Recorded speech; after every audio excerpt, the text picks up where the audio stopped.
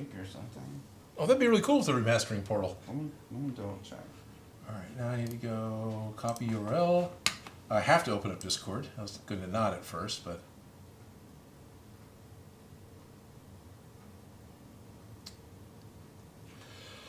Ooh, oh, yeah. Why am I public? Good, I'm unlisted. That could have sucked.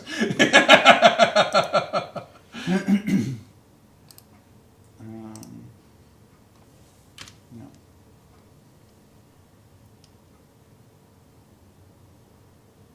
Oh, that came up at the same time. Story says, please stand by. We're in technical difficulties. Popped at the same time. I hit mine. And it's like, wait a minute. Is that what YouTube's doing?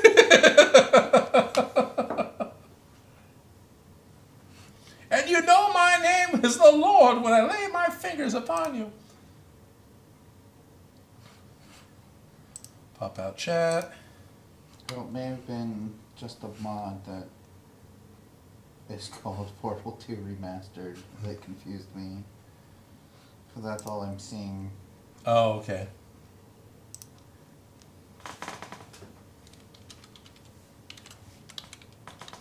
Motivation. Much. Wait. Oh, yeah, right? For him, pretty quick. Her, so I said that wrong. Yeah, East Coast. Oh, yeah. You know, it's 7 o'clock here. It's gonna Pretty be close. it's midnight already or so. There's people who've seen it at this point. Spoilers! Yeah. So it's 7. So we've got what, 5 hours? Yeah. We got 5 hours. Yeah. So they got 2.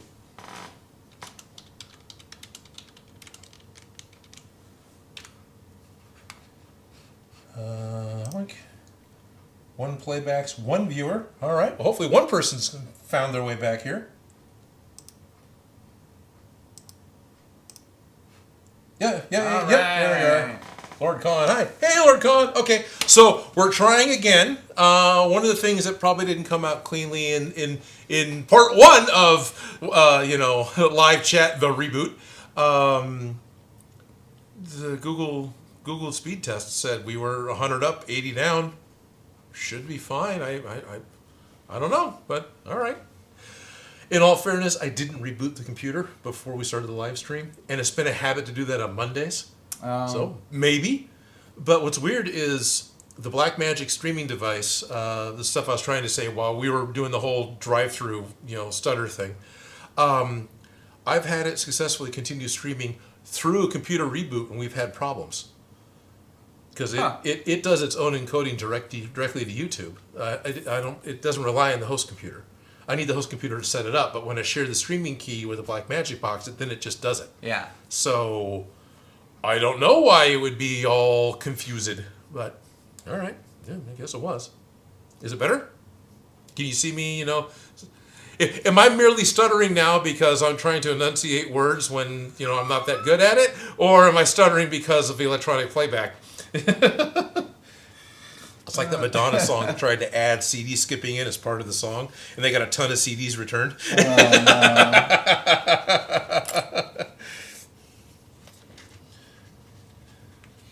Sorry, it says, why is no one reading my ICQs?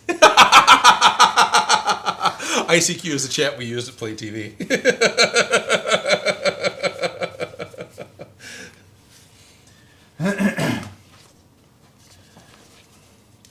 And I think... Look, Starius, it's not 1998 anymore, okay? It would kind of be nicer if it was.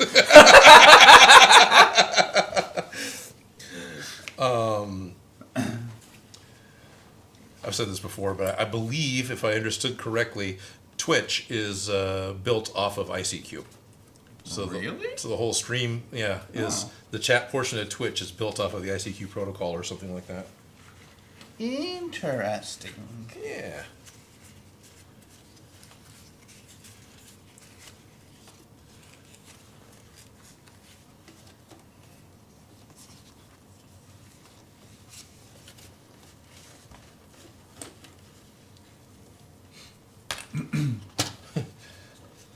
With fabric, this stiff and everything else. This is just not easy. This seam.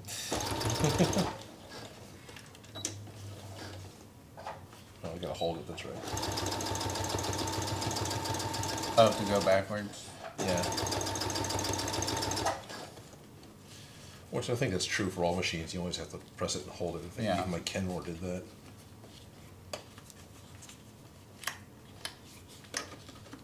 Oh, come on. There it is. Make sure that I'm not sewing that layer into it, because it won't work if I do that. It's not like the end of the world. It's an undoable, fixable thing, but why? Why would I want to do that? There we are. That seems okay. Okay. Should be good for another inch now.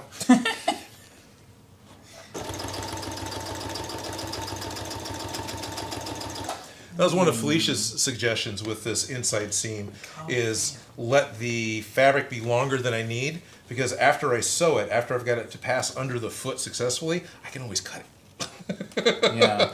Yeah. So, as somebody who sews wedding dresses for a living and has made more costumes than I ever have, I'll take her word for it. And gotten paid for it all.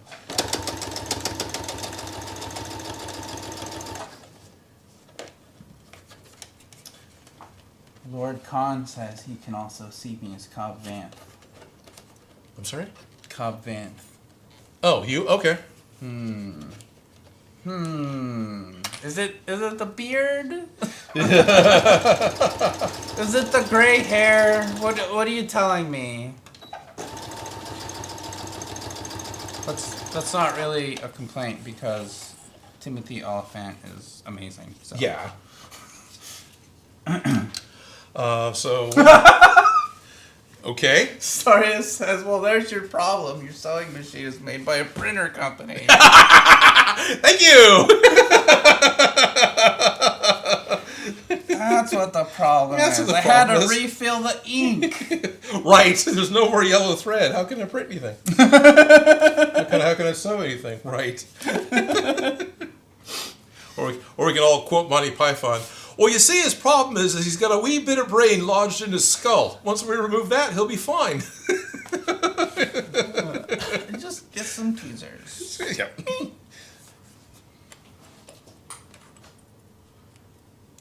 Thanks. Apparently I look great. Oh, good.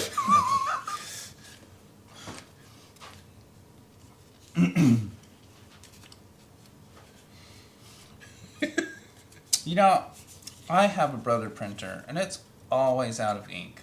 I mean, always. I replaced my ink 6 months ago. I've used it twice. And all 3 colors are empty, apparently. I didn't even use it for color. I had to replace the color so I could print in black and white. Yeah. I just printed text. That's it.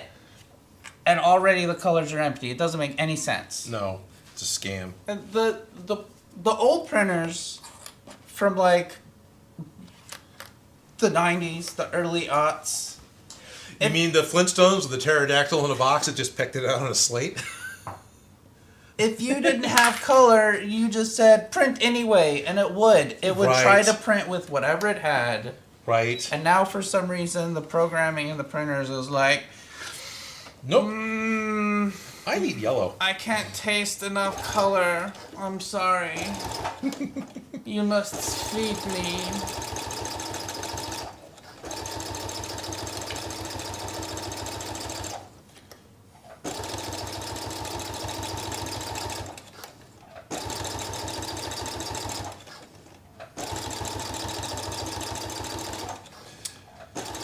Yeah, I bought an HP printer to put up in my office so I can actually print color when I needed to. Yeah. And it gives me the ability to print stuff that's just convenient because it's up in my office.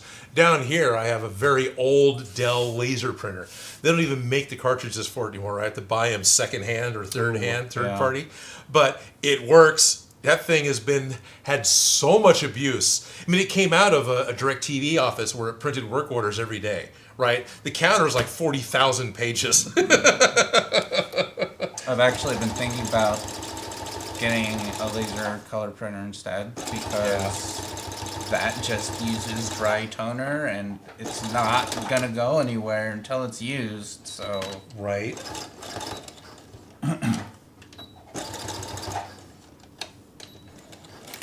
yeah, I've done that, stupid monkey.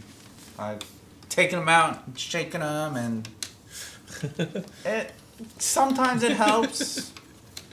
Most of the time, it just laughs you at take me. your yellow cartridge out, you put your yellow cartridge in, and you shake it all about.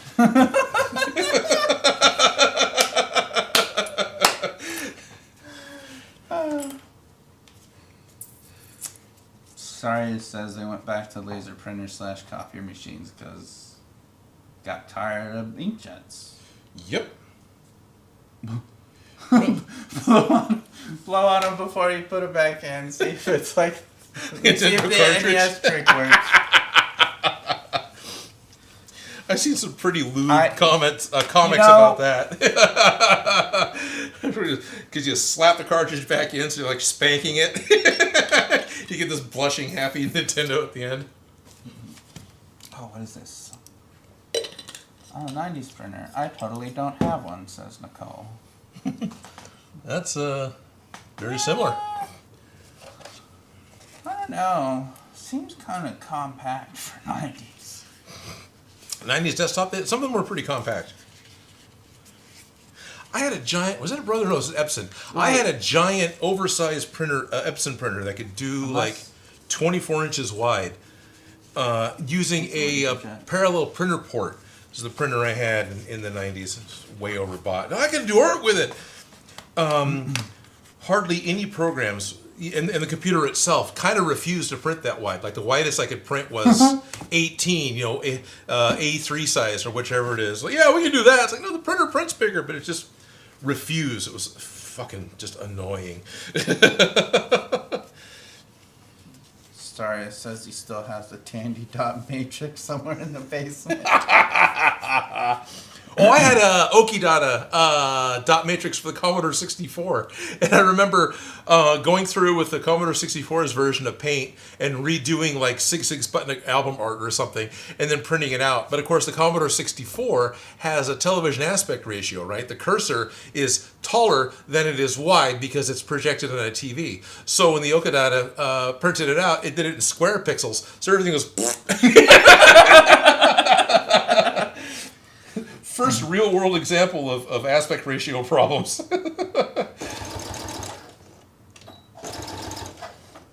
It's fine, Jonathan. I can read typo. You can read Kaibo? Typo. Oh.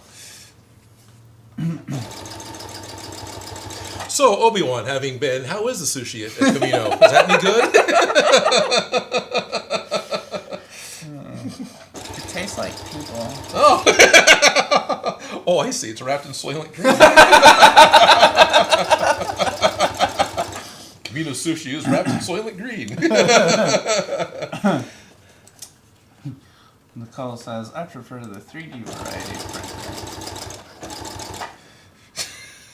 I have the same amount of problems with no.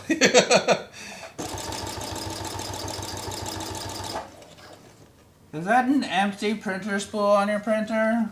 I don't think you're going to print anything with that. Right. I think that printer's going to complain about not having enough ink either.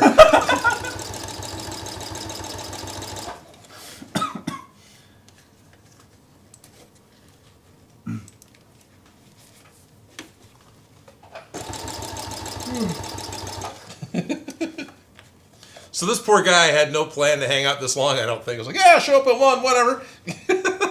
That was 6 hours ago. How you doing? I'm fine. Okay, good. Yeah. I find this part of the project in fighting the sewing machine and doing something that kind of this delicate with this thick of a fabric and everything else is quite frustrating. Mm-hmm. And honestly, I appreciate the company because I probably would have given up and gone upstairs by now. I gotta say, it's coming out way better than my wool prototype. You can show the viewers that if you want, yeah. but if you don't want to, that's okay. Let me just trip over my pant leg. You can always take your pants off. No. I got a sewing machine. Do you want to hem your pants? It's kind of a Jeff Foxworthy pants. I mean, I'm guilty of this too. Why hem your pants when you can just walk it off? You know. It's not completely terrible. So we hit the big 3 on the Black Magic. The big 3. Yeah, boink, that brings up that camera. And so here's what I've sewn, right, based off of the dimensions that I was using for what I had in my show. And here's what Darrin's sewn. So go ahead Based and off you're of just out of frame. just- I'm gonna come my way a little bit. Oh. Based off of just watching the video. Right, based off of just watching the video. The big thing, actually maybe if you hit 4. There we are, top down. So if you lay yours out flat, just right here. Maybe a little, there we are. I was pretty impressed with how close he was with the size just looking at it on video. I mean, that's not bad.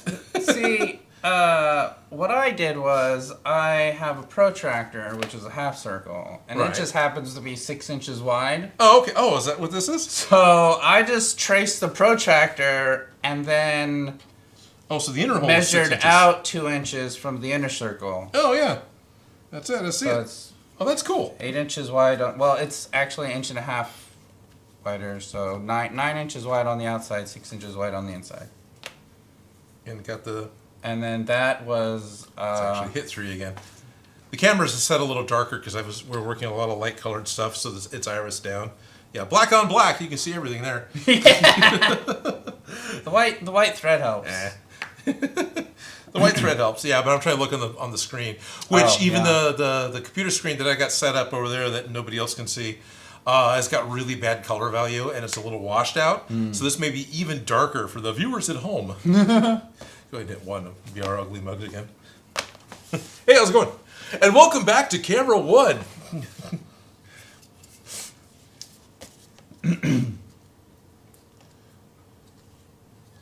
There's a comic I saw on Reddit with, it was just saying live streams today.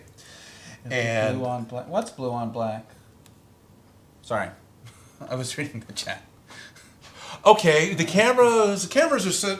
I haven't adjusted the color balance on the main camera in a few sessions, and I think it's wandered more into the blue range. I think I need to reset the color balance. So the comic was talking about live streams today, and you just see somebody donating $1 towards the stream, and they're just thinking to themselves, "Say my name, bitch," because that is exactly how that works.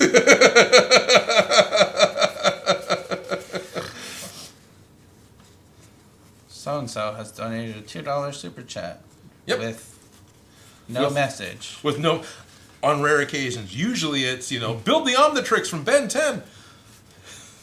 No, actually, we've gotten some really, really good super chat donations with questions. And some of them are, yeah, all right, well, say my name, bitch. Nicole said the blue on black thing is a song. But Oh. I think it's Back in Black as well. That is an AC/DC Yeah, song. Back in Black is an AC/DC song that was even before me in high school. Thunderstruck, that came out while I was in high school. But Back in Black, I think, was a couple years before. That may have come out before I was. It's possible. AC/DC's been around for a long time. Yes, they have. Mid to late 70s, I think. Yeah. Starius will tell me.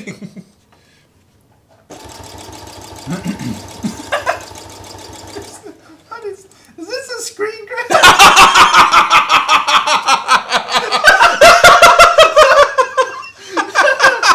Oh, that's great. It's like Lupe's back in town.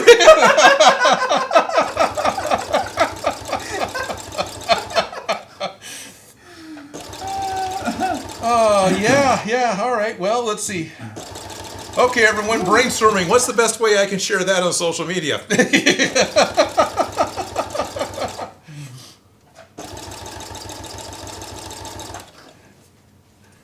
I love oldies. Nothing will ever beat Hall Notes. All right. Fair enough.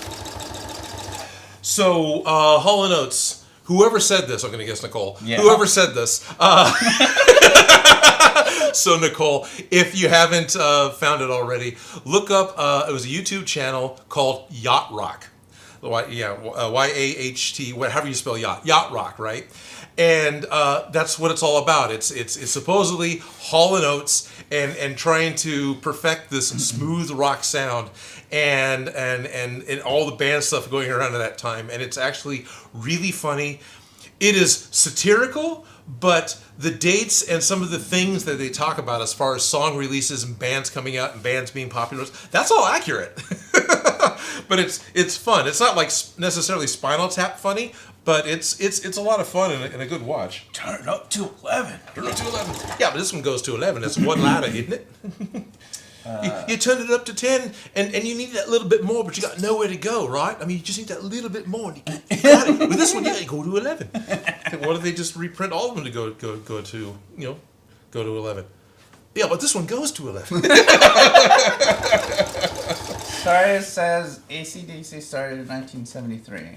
Oh, 3. Wow. Okay. And he loved Yacht Rock. The whole web series was hilarious. Yeah. Nicole says, "Oh, I know what Yacht Rock is." Oh, you do? Sweet. It's probably why you like Hall & Oates, right? Not surprised. I love the Van Halen gag with that because you got the two of them, right? And they've got their smooth rock is all they want to do, recording studio. And of course, it's not making money, so they rent it out. So one of them, without telling the other, rents it out to Van Halen to come in and do their thing. So the other guy gets wind of this and is totally pissed off that this isn't the right type of rock, and busts open the door, hits the operator, who happens to like adjust a couple of things right at one of the Van Halen songs where it gets a little doo-doo-doo-doo-doo, and I was like, oh, okay, this isn't bad. And he gets back out, and then the Van Halen song goes right back to where it's supposed to be.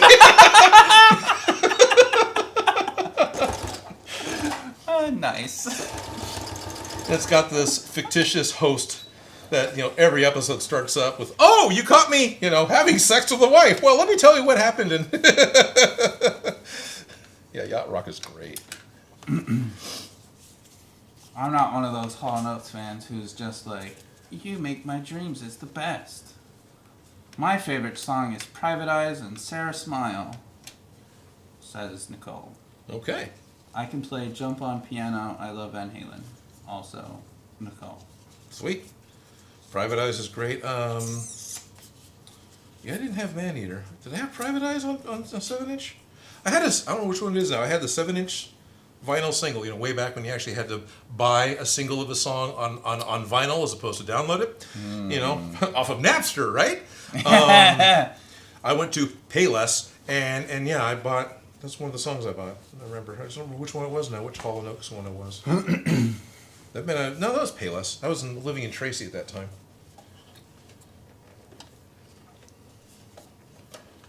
Oh, Tracy. Tracy, California, yep.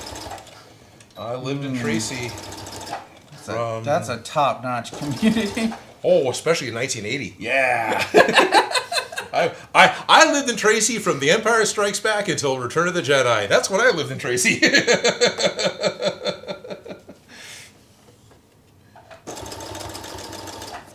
Oh, you need to move. Such a great picture.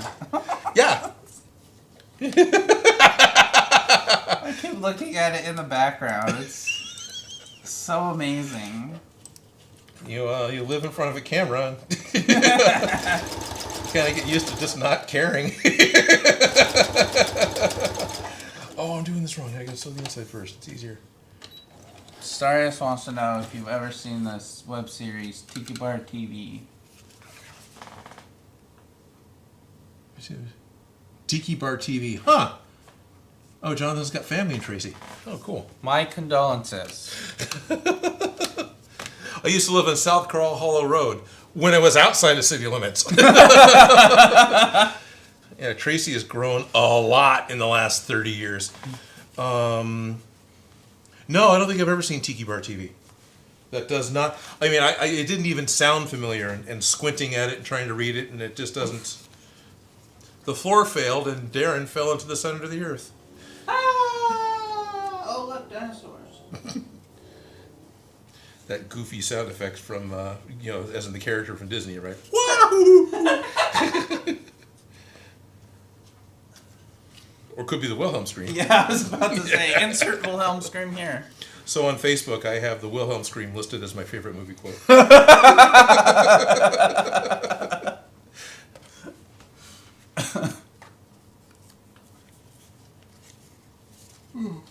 What's that? It's going up on Reddit? Oh, no. Oh, all right. Hey, this is me, live stream. Whatever. Just make sure you tag my ass, right?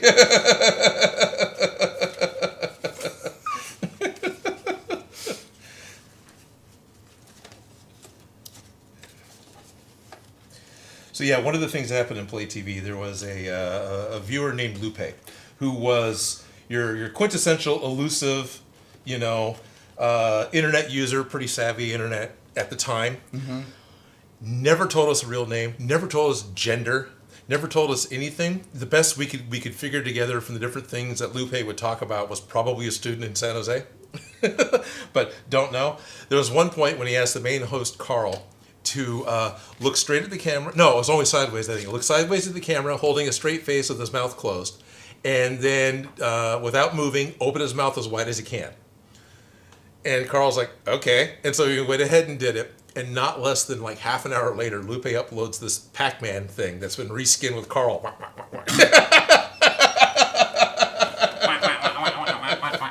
Just super simple little flash game. It was great.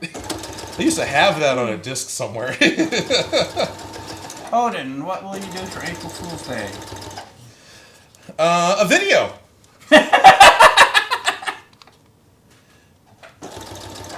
Surprise! Surprise! T-Bar TV is an all-web series, but the website is still up. Every cool. episode featured a drink, but it was all interconnected by an absurd sort of continuity. Oh, okay. Interesting. And Starius has provided a link All right. in the Discord.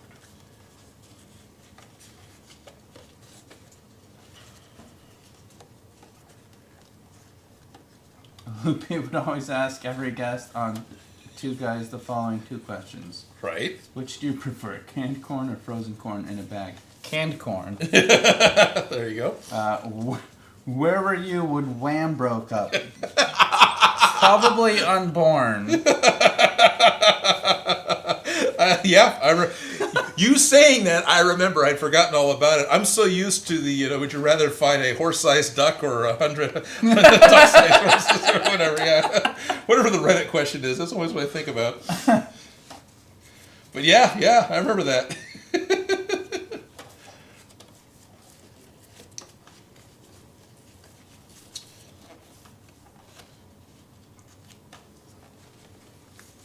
You know how every Christmas there's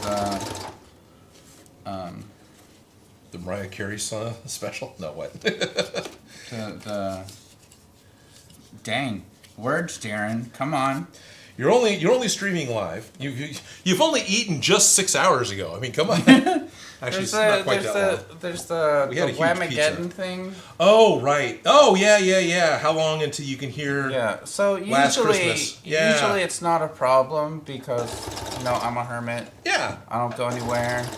Agreed. The only time I ever listen to radio is in my car. Right, or if you happen to go somewhere retail. Yeah. Which was really easy to avoid this year. Right? And there's the one radio station that as soon as it's after Thanksgiving, it switches to all Christmas all the time. Oh, yeah. So The I mix? avoid that channel. Yeah, that's not hard to avoid. So I'm like, there's no way I'm going to hear, Wham! Last Christmas, right? Well, wrong. Wrong. I was hungry, so I went to go to Jack in the Box, and while I was waiting in the drive-thru to give my order, Wham! Came on, and I started singing the song before he did. And then I was like, wait a minute, what is this? And then he started singing, and I was, son of a... That's it. Christmas is over. Not even a Christmas station, and I got whammed. Like, the one Christmas song you decide to play is... Thanks. Thanks, George Michaels.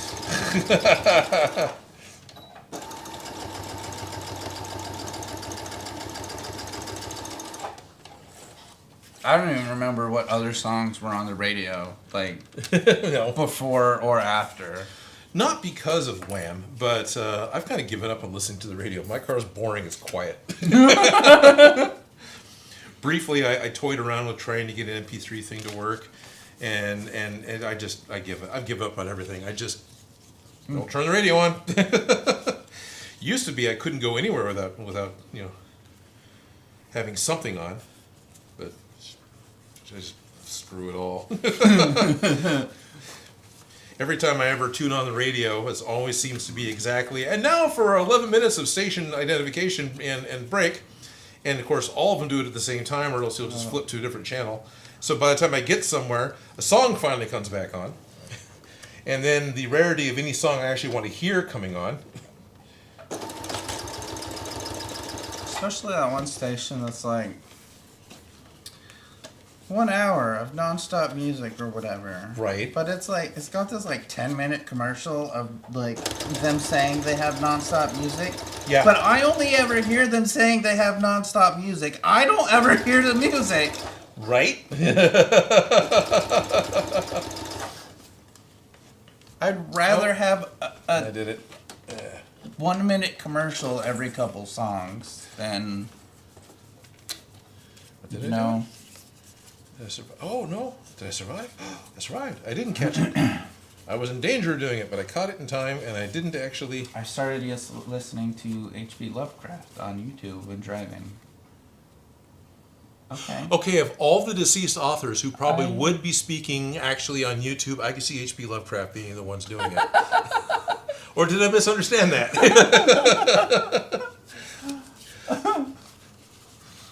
God, nobody here, somebody else shared with me the Willy's Wonderland link with Nicolas Cage to be able to illegally see that movie. I haven't actually watched it yet, but I do want to see Color from Space, which was another Nicolas Cage movie that's based off of Lovecraft. And that would be pretty cool. Although it came and went real quick and nobody said anything, so it's probably a real stinker. But it's, Lovecraft doesn't really... It's odd that with the visual medium of movies and everything else, Lovecraft just doesn't translate. It never seems to want to work. I feel like a radio drama would be good. Radio drama probably would be good.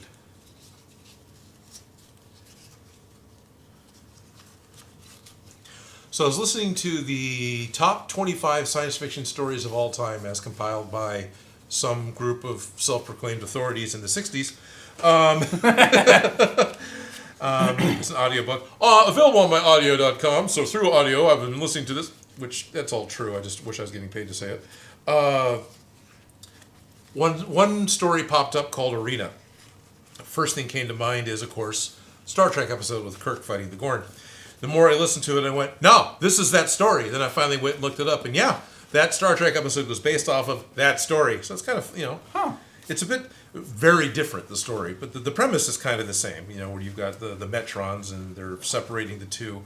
But it wasn't the captains of two starships, it was just two random individuals that were the first couple to come in contact with each other. So you have rando human with this completely, alien, spherical, anything that our minds are accustomed to, alien, as the one he has to be the antagonist against. And yeah, anyway, made himself a flint knife. That carried over. Haven't finished listening to it. Nicole wants to know, is H.P. Lovecraft good? Okay, so what are we asking here? No, he's chaotic neutral. But are his stories good? Yes, most of the stories of H.P. Lovecraft are good. Racist, but good.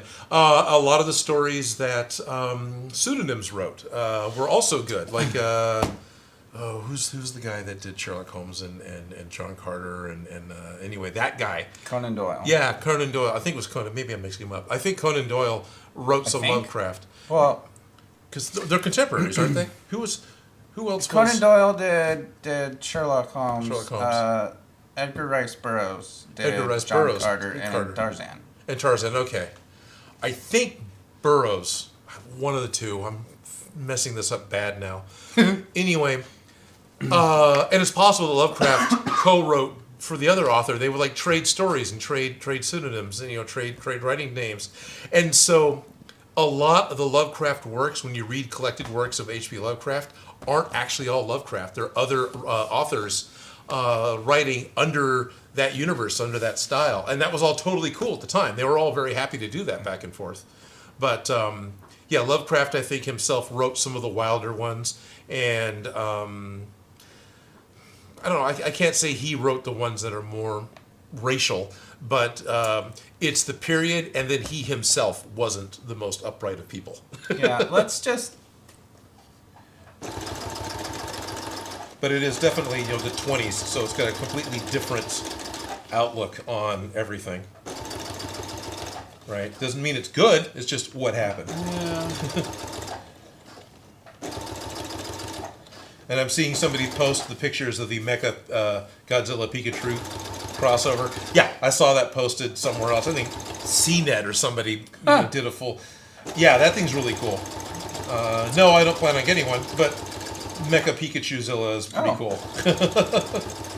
Let's make a Pikachuzilla? Yeah. I can just barely see it out of the corner of my eye. And since I saw it earlier today, I know what it is. I don't know who's posting that picture. Oh, it looks so cool. Yeah, it does. And somebody on Instagram made a pop of me. Pika! Oh, so many pictures. Holy crap. No. Alright, just kidding.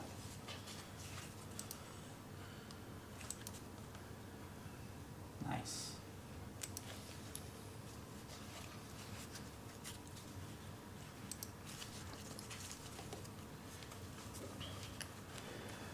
If you want to know if HP Lovecraft is a good person, Packard Lovecraft? Hubert Phillip, I think. Just Google the name of his cat, and that should give you the answer. Oh, yeah, there you go. I forgot about that. I almost did. With only... Until we started talking about him. With only one G, it just means the color black in some African countries. Uh-huh. No, seriously, I know that from all my model kits that I built in the 80s when it was translated multiple languages. Oh, yeah, and it said flat black and had whatever flat translated into in the Niger next to it, or however you appropriately spell it. I remember seeing, so again, I worked briefly for DirecTV, and there's a period of time when DirecTV got the exclusive for showing the World Cup or something, right? Soccer. Yeah. Football. And there was a game when Germany was competing against was it Nigeria? No, I'm going to say it wrong. Who was it? It was Nigeria. Yeah, Nigeria against Germany, right? And of course, they would simplify all the country names. Oh no. Yeah, and they had Nigeria first and Germany second, and they're right up against the screen in the corner the entire game. It's like, why did you guys flip that around? Because Gernig, no one's going to care about. Oh no.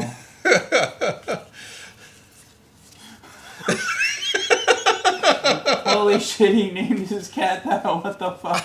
Yep. Pardon my language, but holy shit. Yeah, holy shit. What the fuck? Yeah. Yes. Yes. Yes.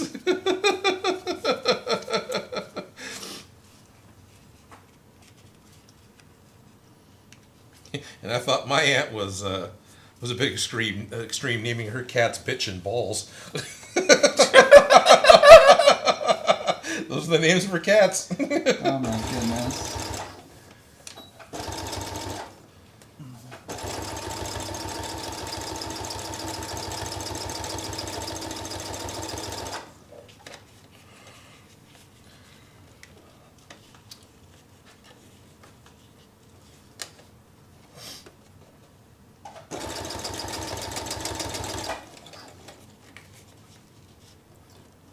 What's great is I think that Pikachu Mechagodzilla is the 74, 75 Mechagodzilla too.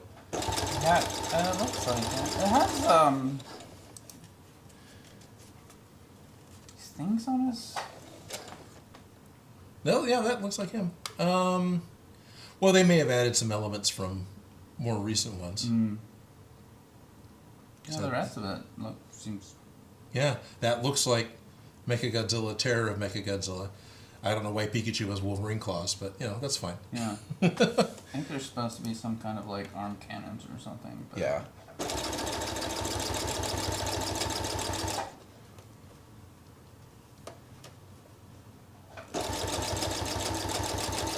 He is very cool. He's a lot of fun to look at in a picture. I don't ever think I need to have a physical one around me. Probably be creepy. I'd just be able to... It's 150 millimeters tall. Yeah. 148. 148 is 4 inches or so. Is that little ruler still here? Yeah, there you are. Oh, that's okay. Well, all right. They flip around. It's not as big as I thought it was. Yeah. It's about that tall. About 4 inches tall, right? Closer to 6. Closer to 6? Yeah, This is 6 this inches. is- Oh, this yeah. is It's 15. 15 centimeters. Close 6 so- inches. Okay. That's not bad. Yeah.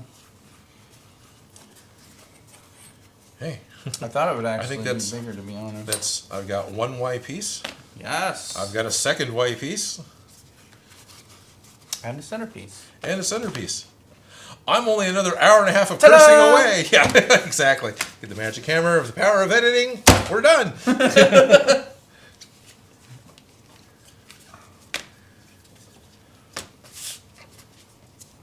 I just gotta go borrow it from Bill Duran. No, has he done that? Yeah, I think him and Brett have each have a magic hammer. That they smack to make things just happen to be done with? Oh, that's Yeah. cool. I've seen it in a few of the Builder videos. It's been a while since I watched a Builder Rand video, and that's nothing against Bill or Brett. I just, since my art style, and I've heard Adam Savage say this, which I do watch him, since my art style is imitative, I find that when I watch a lot of videos by somebody, I'll start imitating kind of the way they speak or the way they do or whatever. And so I'm a little afraid to... Somebody who is more, yeah, there you go. Somebody who is more accurate or more, not accurate, that's the word I'm looking for. Contemporary, more my equal, right? They've got more subscribers than I do. They've been around a lot longer than I have, but I am closer to Punish Props level than, say, Tested, or William Shakespeare. So, and nothing against any of those guys. I enjoy and talk to all those guys. I'd be happy to talk to Adam. But I find that I just don't watch the channels because I don't want to be imitating the way he's doing things or imitating the way he speaks. So, but Tested gets millions of views, so fine, I'll watch them and imitate the way he speaks because I'm. let's go copy the persons that got the success you want, right? Do you know who Hank Green is? I want to say yes. He does, let's see.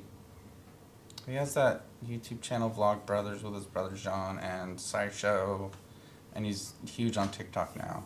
Okay. But I'm convinced him and Adam Savage have the exact same energy, and they're either actually the same person from a different timeline, or they're secretly triplets. I don't know. It's... they, like... Hank Green is like science energy to Adam Savage's like just builder energy. Just nerd energy. Yeah. Yeah. Okay. That's kind of cool. I tweeted that at them, but of course, no response. Of course. But that's to be expected. Yeah. Because I have like 3 followers or something. I have a Twitter. That's all I can say. Do I use it? I used to allow my phone to repost to Twitter automatically for me. When I changed phones, I don't think I got that functionality plugged back in again. Oh,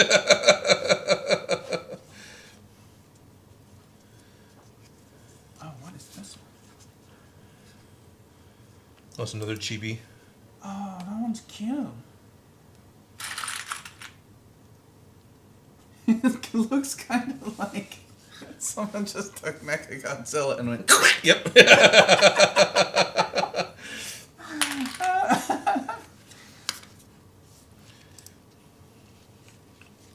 I think it's great because I'm doing this cosplay and I enjoy it. He's coming back around again and everything else. And I've said this in the videos, I think. I know I've said it in the live stream. That Mechagodzilla has 6 minutes of screen time in the original movie. That's it? That's it. Wow. You know, you could count it a little more if you want to count when he was still disguised as Godzilla, when he was still the Terminator wearing a Godzilla skin. But once he becomes just the endoskeleton, you know, just 6 minutes. People complained there wasn't enough Godzilla in 2014 when he was on screen for 15. You know, I wonder if the lesser screen time It might. is what draws. There are words, I know how to say them. And sometimes they go in order.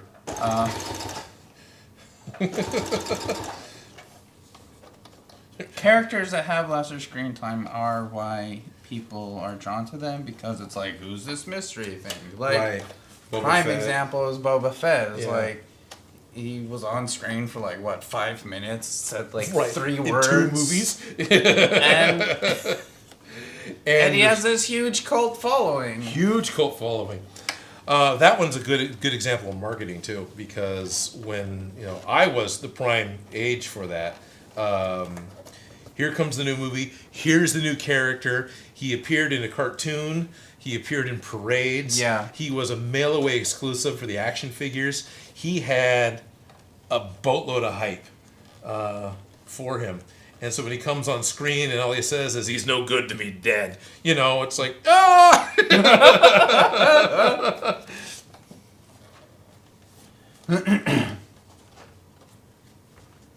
The Empire will reimburse you. In the original Jurassic Park, the CGI dinos had a combined total of 6 minutes screen time also. Really? Okay. Oh, so there's a local theater called the Colonial Theater. It is a nice old school theater with the older style of We don't reels. mention Boba Fett's first appearance. Why not, friend? But it has the old school, like they talk about in Fight Club, where you got to switch over to the second camera when the cigarette burn comes by, right? So the Colonial Theater still has that style, and they've got multiple cameras, kind of like the Crest does too, where they can do 16 millimeters, Super 16, 35, Super 35, and they can run all those formats. A local film historian, Matthias Bombal, got a hold of a copy of Jurassic Park on film, right? It's one of the films he had in his collection. Because the theater, when it got done running the movie, you take the reels and you set them down, and the courier's supposed to come by and pick them up. Well, after like 3.5 months of the film just sitting there, a friend of Matthias's who worked at the theater, if I remember who it is, I knew this particular guy was too, just picked him up one night on his way leaving and put him in his car. Held on to him for a couple of more weeks until nobody said anything, at which point he gave him to Matthias. And it was a flat copy of the film. With 35 millimeter film, there's 2 different aspect ratios. I'm going way in the weeds on this, sorry guys. So you get 35 millimeter and it's a film, and it's the same aspect ratio as the old TV. It's 3x4, right? So you got this 3x4 frame. When it's flat, it's letterboxed within that frame, and you got a certain amount of space above and below the film that isn't projected, because you set the gates on the projector to be the aspect ratio for the screen, right? And when you get scope, then the image that you want to see is stretched to fit the entire screen, and you run it through an anamorphic lens that then takes all that information and puts it to the right aspect ratio to fit the screen. Mm-hmm. So instead of putting gates on the thing, you have to put the right anamorphic lens on the camera. Anyway, so he had a flat version. So he decided to run it without the gates, because the films were still processed full image. They didn't letterbox the images. Oh. So we got to watch Jurassic Park full frame. You could see the boom mics the whole time they're in the trailer talking to Alan Grant, right? Because it was so tight. It was gonna be cut out when they're in the Tyrannosaur paddock. You could see all the lights on top of the posts to light the scene after the power's out. That's great. And every single CGI shot was letterboxed, because you're not going to render the pixels you don't need. So it was easy, super easy, as well as, oh, that was a CGI shot? I guess they erased something, Really neat way to see it. Once in a lifetime chance. I mean, Matthias is still around. He had a house fire, so I don't know if the film survived. Ooh. But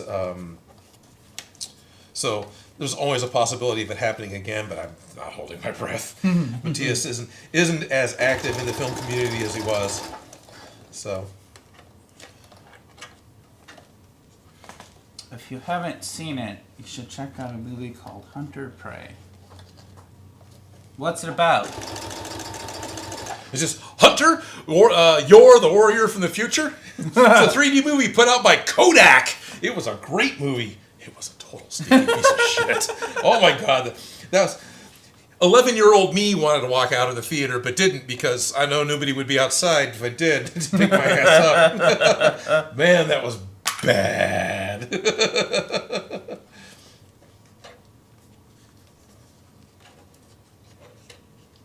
Oh my goodness, what is...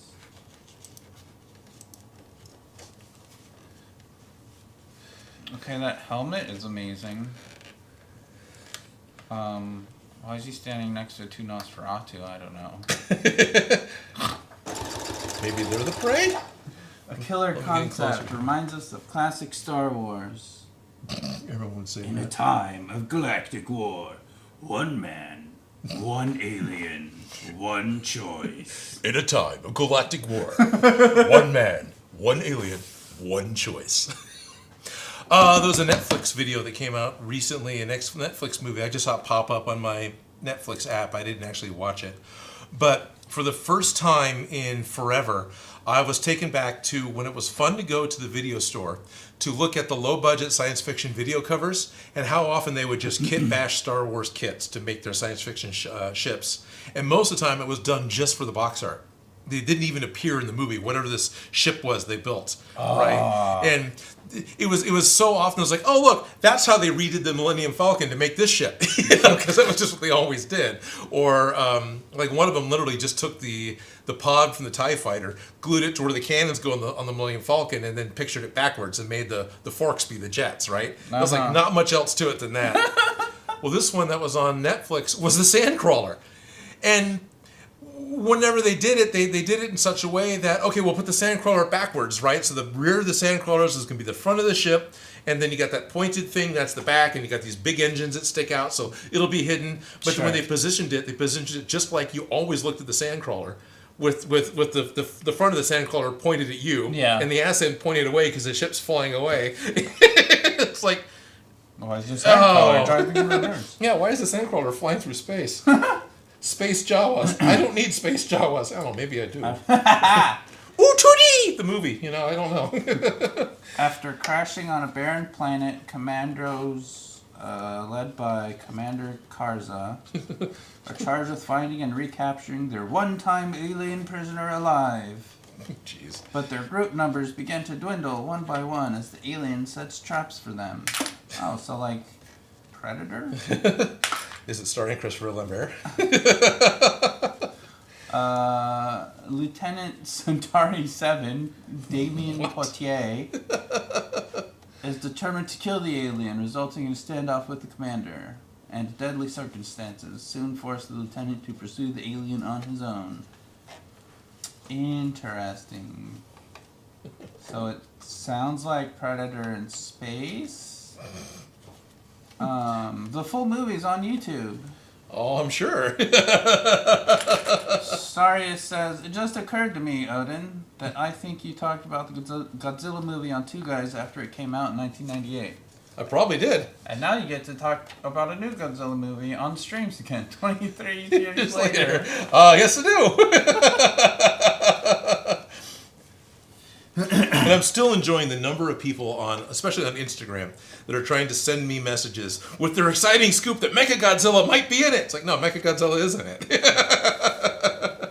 At this point, I'd be far more surprised if he's only the after-credit Nick Fury scene than if he isn't just fully in the movie. Hello. Which, I do have that as a fear that... I'm pretty sure it's not, though. I'm pretty sure we're going to have... because the trailer even talks about, why is Godzilla attacking all the cities? Well, guess what? The exact start of the original, Godzilla versus Mechagodzilla movie was. Why is Godzilla attacking all the cities? I mean, that's exactly what it was.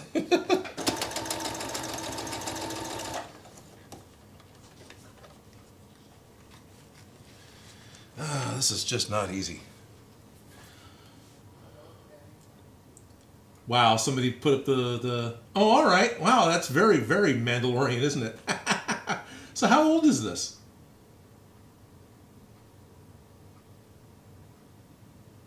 He's right at the beginning. Okay.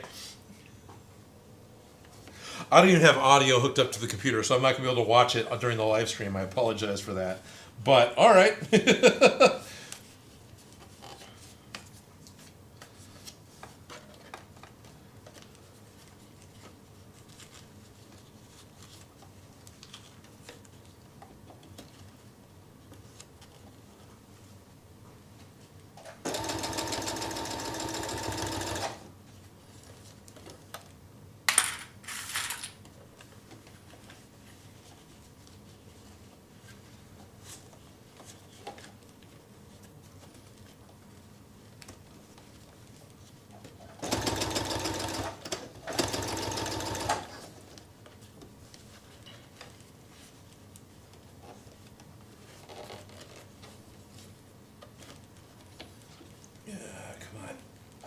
I know this is compelling. I'm just trying to get it done,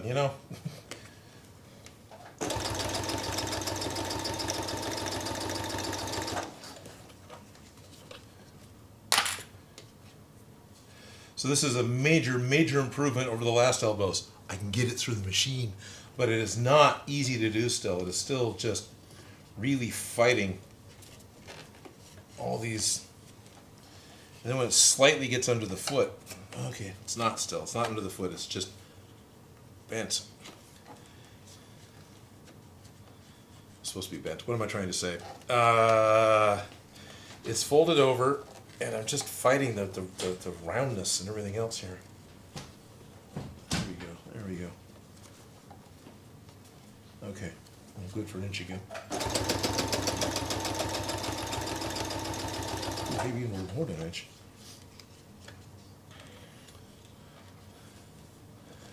So it looks like another one of those planets that looks like Southern California.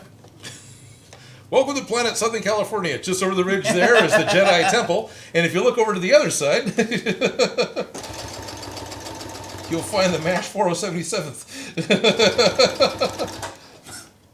Which I always thought that was really, really, really funny that, in MASH, it's like, they're just in Southern California. How can you? Then I finally saw, period color photos of Korea. It's like, oh, yeah, that's exactly what it looks like. Sorry. Oh, God, what do you do now? This is the movie I want to see. Stay Puft Marshmallow Man versus Godzilla. Wow. But if four guys with unlicensed nuclear accelerators can take down Stay Puft, I'm pretty sure one Godzilla with a lifetime experience of ultra atomic garlic breath can take down Stay Puft.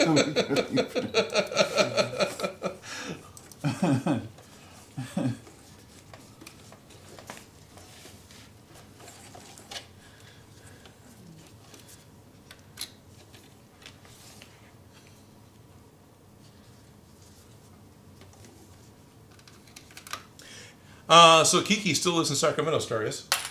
I haven't talked to her in a couple of years, but she and Carl still live here in Sacramento. They haven't left.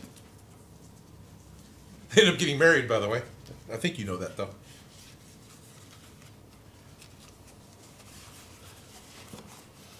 Ah!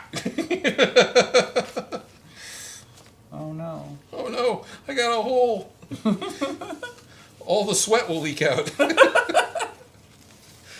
Wait, maybe that's a good thing. It probably is. So it doesn't just pool up.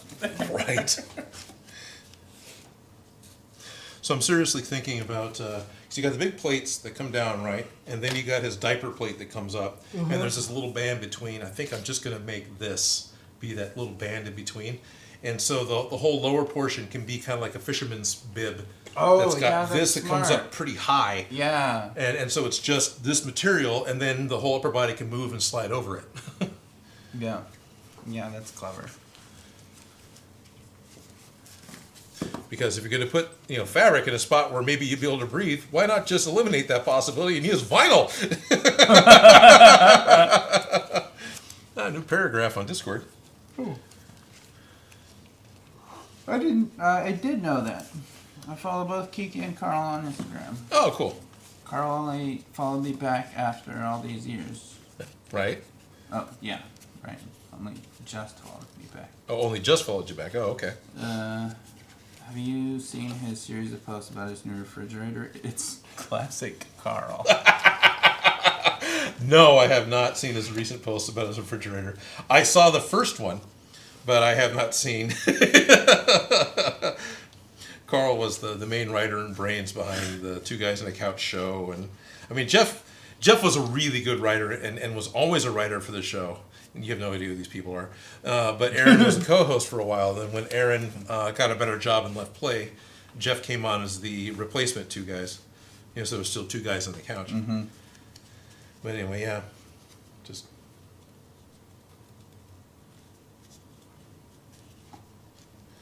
Weird people, I don't want to keep you hostage. If you're yawning and you're done, you can be done. Oh no, it's nothing to do with you. I just am yawning. I don't know why. That's fine. It may be because I've been up since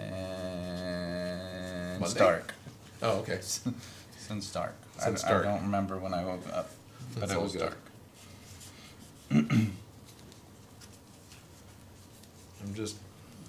I'm just hanging out with friends trying to get my project done. That's all I'm doing.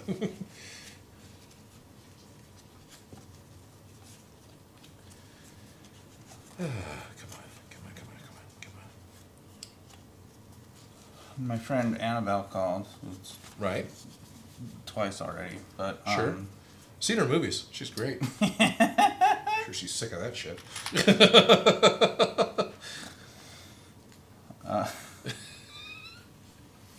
So there's this animated movie with cows Oh. called Annabelle. Oh, dear. So her favorite animal, I guess, is a cow now. Is now. Okay. All right. Well, way to own it. Yeah.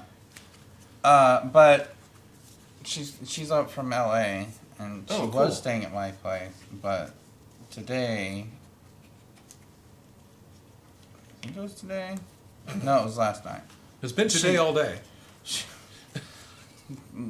All these days blend together, man. They do. They do. It's all good. They She do. she drove down to Dixon to stay with Okay. a friend, but Cool. I guess his toilet broke, so she was like, "Hey, can I crash at your place Oh, again?" And yeah. I was like, "Well, duh." Yeah. But Dixon. So my she's sister about as far away as Artman. still lives there, after moving in for 2 weeks 2 years ago. Oh, right. So she just called me again and was like, "Actually, I'm gonna get a hotel because I just want to be somewhere quiet." Wow. Yeah, all right, that's fair. That's Yeah, fair. yeah. The time that Sister's that loud, huh? well, there's my sister. There's my niece that she moved in and then got retroactive permission for. Oh. And then there's accompanied with my niece's 1-year-old son. Okay, yeah. So you got 4 people. Yeah. At least. All right. Yeah. Oh, good. You don't need to share any more personal information on the internet. I will complain about my sister all day long. Oh, okay. It's my birthright. The time that Griffin and I visited Play, Griffin. I it always say was Frosted. during that brief transition period after Aaron left and Jeff was trying to get used to co-hosting. And Right. it was being called The New Show for a few weeks. Oh, right. I think Jeff was pretty nervous at first, but he didn't realize that we viewers already liked him and he didn't have to try so hard. Yeah. That's right. And I know Star Ace has got it because I sent it to him, but I'm pretty sure I've still got a CD of all Dave's music for the new show. Not just the music show, but a bunch of the old Play TV music. I've contemplated using it on my stuff, but oh no, you're supposed to sew, not make noises. There you go. Come, come, come, come, Clunk, clunk, clunk, clunk, clunk, clunk, clunk. Yeah, it jumps. It's a good 5-6 millimeters there with a single stitch instead of.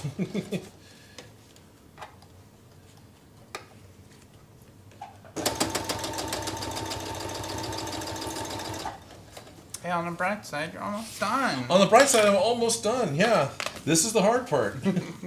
These two seams are the hardest two seams to do. Even if I end up adding. That did sound good. All right, it's fine. Everything's fine. Nothing to worry about. Move along.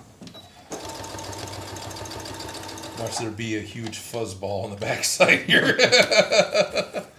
Yep, it's not too bad, but. Oh yeah. But it corrected itself pretty good. Yeah, it's It not did it on bad. the other side too, so whatever. That's on the side that nobody's gonna see. Right, as long as it actually stays shut.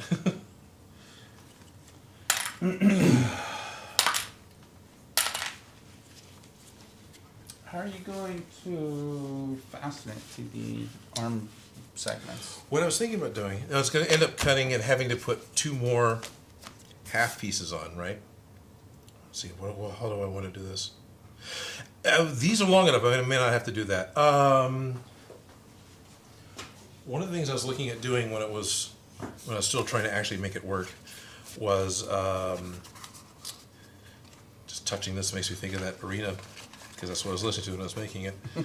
And then I could flatten all the, like I said, I didn't have to make these spikes, did I? I was tired. I only had to think of spikes if you did it this way. Since it's going out, they could have just been cuts. So glue these, I might just make it again then, to the, Oh, okay. and then glue this on the inside of the arm, right? Yeah, that makes sense. So if it becomes a circle, and then, it's another picture for the internet. So that was a thought. Another one is kind of like how I did the upper arms, where I can take another half one of those, because I should still have, I've still got plenty of blanks. So I do one that's, instead of it being a pair, so it's got nice on both sides, it's Right. just the one side, and then roll it over and just glue it. Any one of those things, you know. I do want something that's a bit of a permanent attachment, though, because if it's just like a friction fit or magnet or Velcro would be okay. It'll come undone at some point, and it'll be up to somebody else to fix it for me. So I'd rather it just be permanent. And the real question still that I haven't 100% nailed down is, how am I going to attach the upper arm to either me or the suit? Because when putting it on, if I have an assistant, it'd be easy enough to have the upper arms have a few Velcro tabs that actually attach to the shirt that I'm wearing underneath. Yeah, I was Then it's thinking about attached to that. me, and it's separate from the vest, so moving won't be so bad, right? But that's kind of unfair to the assistants, who will have to reach into the suit box to undo it so I can get out of it, right? Because the arms will have to go on after the chest is on, and the Yeah. arms will have to come off before the chest comes off. Right. But I think that's probably the best. The secondary one really isn't much better, where I was thinking about putting a ring of what the foam attached to the end of the vinyl, and then that just gets compressed and popped inside of the armhole of the suit. Oh, and then okay. I've just got like this kind of a flange that goes inside that's simpler and will still kind of rotate, but really there's not that much rotation going on, so I don't need that rotation. It's not an action figure, right? Right. My arms, they rotate, Not- but not like a action figure does. Probably not going to be reaching above your head, really. I don't think I'll be able to, yeah. Yeah. You know, with all the other foam on, I don't think I might be able to get to my face, but I don't think I can put the head on myself once the arms are on. And I'm damn sure I can't put the arms on by myself. You know, because I just can't reach across my chest. Right. We're looking at the suit. It's right there off camera. Give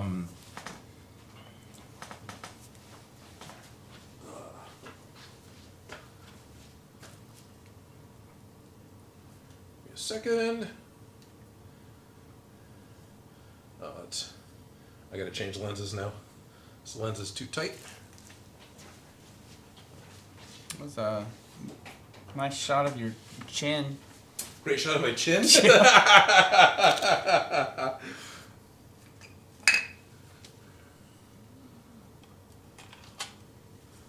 Gurgle guts. What? I had 4 pounds of garlic on my pizza. Why would my guts not be gurgling? Oh, Staria says, fingers crossed, here's to Odin running into someone in a Godzilla costume at a con for the inevitable ultimate showdown picture opportunities. No kidding. Or even another Gundam cosplay. Yes. Speaking of art, man, he's working on a death scythe. He's working on a really good looking alternate Gundam cosplay. There, I'll just open the aperture way the hell up on that. But that should work out fine. That seems to be focused. Yeah. Yeah. There we are. All right. So we said we're looking at the costume is just off to the side. If you punch up number 3, this is what we're looking at. Because, you know, if you got costume parts, you're going to screw around, right?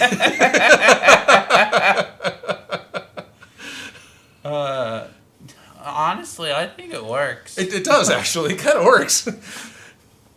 I think it would probably need an additional, you know, we'll grab the same piece here and walk around to the backside.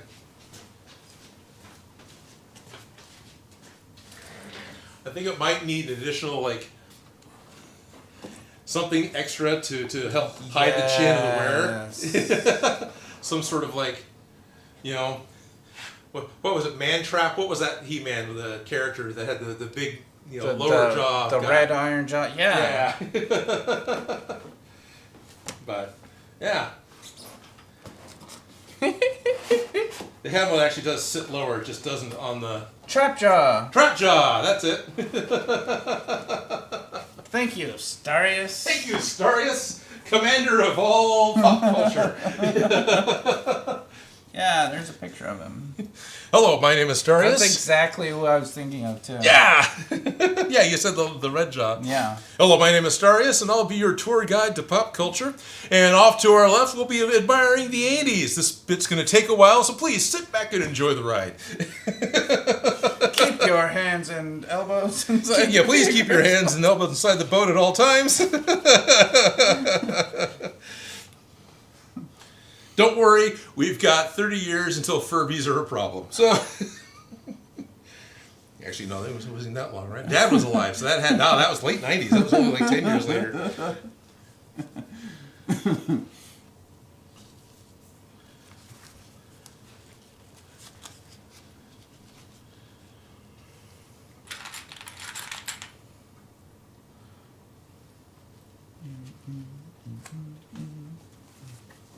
This almost actually fits on my shoulder. Over your jacket. Oh, dang it. It's a new fashion accessory. Yeah. Well, except for the head being... What about the Bumblebee Tech Scorpion combo helmet? Bumblebee what? Bumblebee Tech Scorpion combo helmet mask? Oh, Tech, because the goggles. Right, okay. Right. No, Bumble Scorpion's pretty cool, and I am all for working with that cosplay and making more happen with that. Doing anything with that. I think that works. It'll confuse people, because it's not anything. The face is wrong for Battle Bumble, you know, but yeah. I think it'd be kind of fun if I made Bumblebee-inspired shoulder pads that had kind of the car door fender sort of look to it a little bit, but just the shoulder pads, just like from here up, and then wear the yellow gi with the black underneath it, like Scorpion.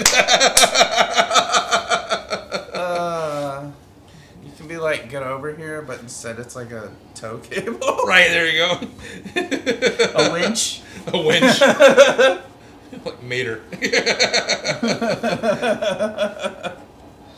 Bumble Scorpitech.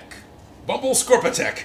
Scorpitech sounds pretty cool, to be honest. Scorpitech does sound pretty good. And what's funny is the goggles weren't my tech goggles. Those were just the generic, I made myself some aluminum goggles way back in the day. Goggles, I wore them at the end of the, or as part of the Ziggs bomb video on DIY Prop Shop. They weren't supposed to be tech goggles. I was just really surprised when the design for tech came out. It's like, oh, you just got my goggles.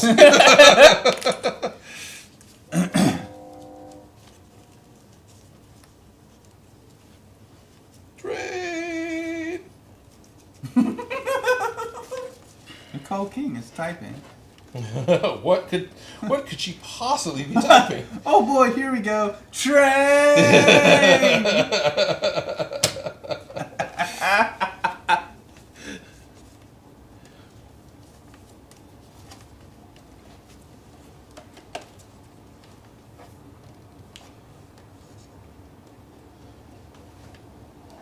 We started!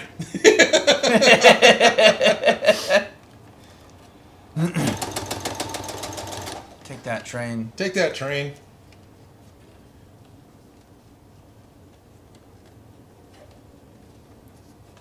How does it sound like it's above us? That's so weird. Because the only opening really is that vent. So that's Okay, the best place for the alright. sound to come in.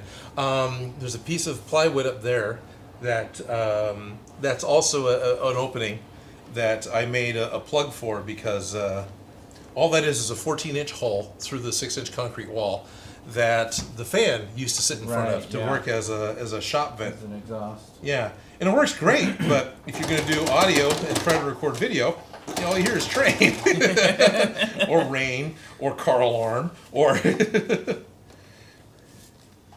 the job description, Odin. Oh, that's great. That is a cool looking train. That is a cool looking train.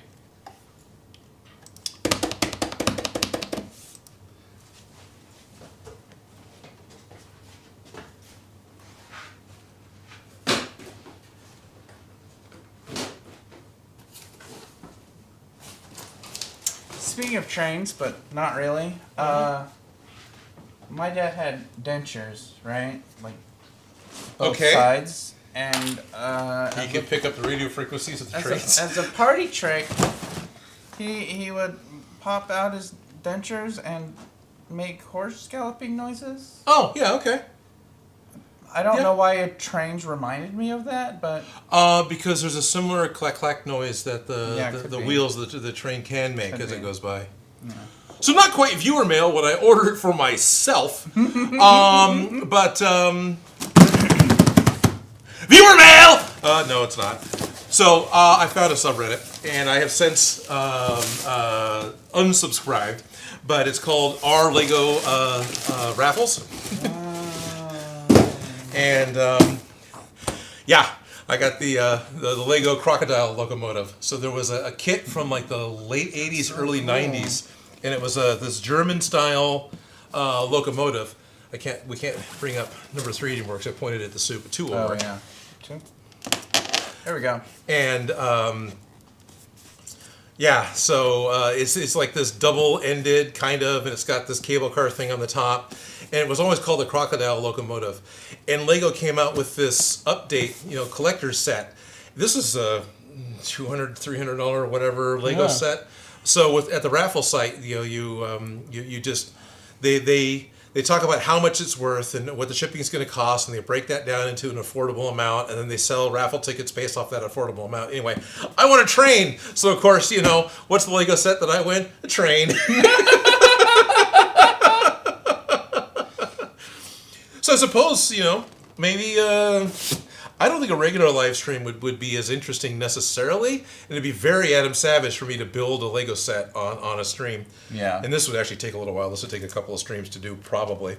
But I've got the set. I really like Lego trains. And then it has the power-up modules. Well, the raffle came with them. So it's got like a battery pack and a motor, so the whole thing can be motorized as well. So That's neat.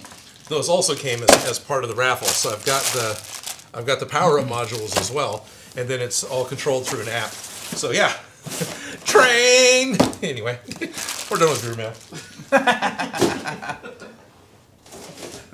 We're done with non-viewer mail. Shit Odin ordered. Welcome to the new segment of the show. Shit Odin ordered. Job description. Yell the word train with at least 5 letters for each letter in the word. I mean, T isn't really one you can sustain. Use capital letters for everything you type in Odin's live stream. Be literally the most annoying person on Odin's Discord. False. False. That's me, probably. Honestly, one of the most active users on Odin's Discord and everything else is Nicole. So thank you very much. I appreciate that. I appreciate the you being there and saying hi to everyone, and you being on there all the time. Like, I'll post anything, and very quickly after that, you suddenly post something. So that's appreciated. Lord Khan's favorite clone helmet is the ARF Trooper. Oh, I think there is an ARF Trooper. Advanced Recon Force. Yeah, because it's kind of the Biker Scout Trooper. Yeah, that looks so cool. Yeah, that was one of the options I gave my patrons at the time, but they chose the ARC Trooper over it. So, all right, ARC Trooper it is. I was talking to Rebel Base Built, who's a big Star Wars builder, right? Does a lot of stuff. I think he's in the UK.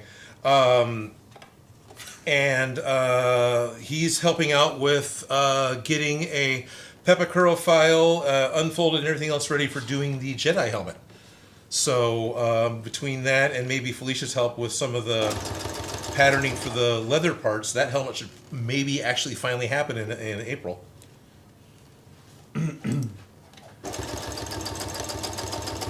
Starry's got another screen cap. Of course he did.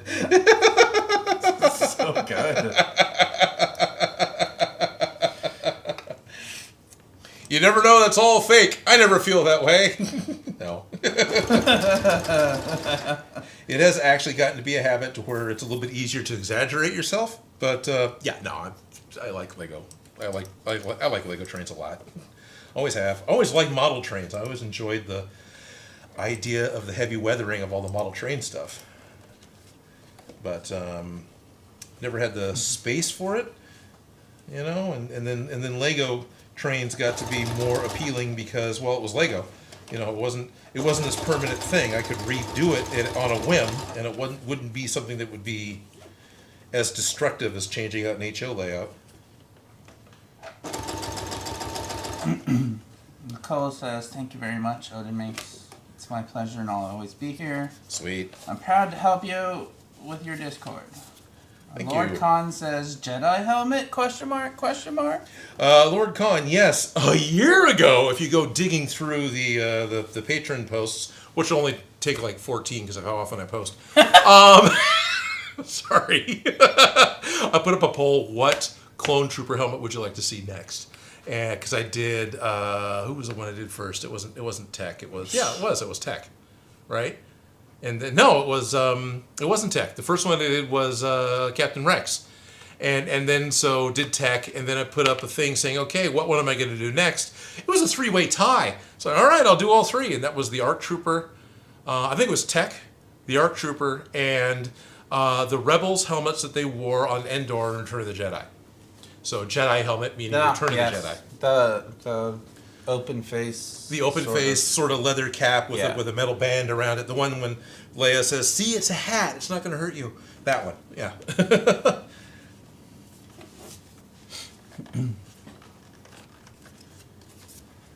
Well, the other fun looking into the future thing that I just talked about, but I haven't put the effort into putting the files together. I mentioned this to you earlier. I got to talk to Max Kirkland from the Dallas Makerspace. He called today, and he's going to help me with laser cutting the parts for Mechagodzilla's tail, because that is just a ton of repeated shapes that get slightly smaller as they go.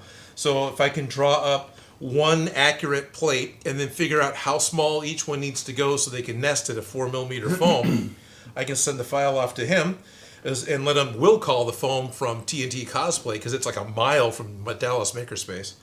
And hopefully I can get the tail laser cut for me and I won't have to stand here and cut foam for 2 days to make the tail.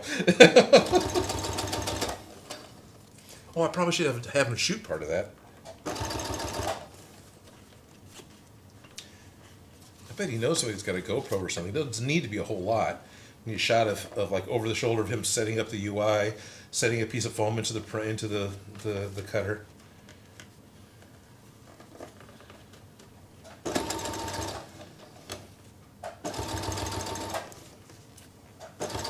Lord Cohen says, thanks for the explanation. Yeah, you bet. That's what we're here for. What is this? Welcome to Odin Makes, where we're going to talk about and bag on all things nerdy.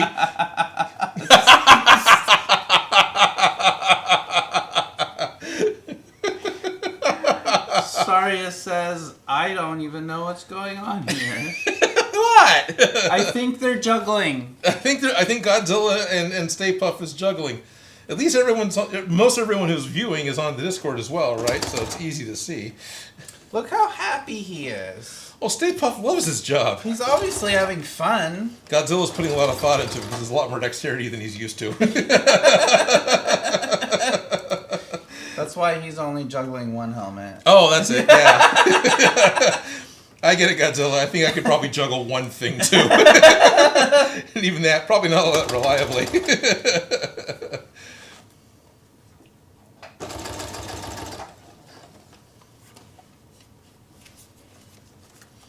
Okay.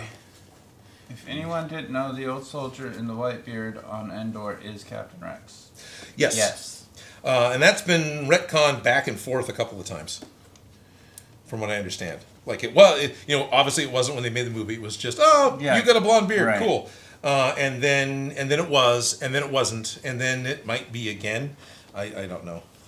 I think it wasn't because a lot of the books or whatever it was where that idea came from were suddenly no longer canon because of Disney. But I think... Yeah, but then Rebels came out, which is after Disney. Right.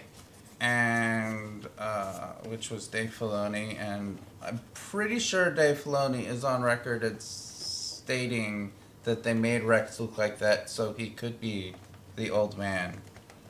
So he could be at the Battle of Endor. Nice.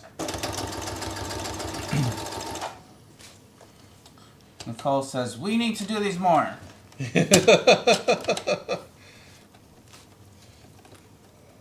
We do. It's been a while since I've done one like this.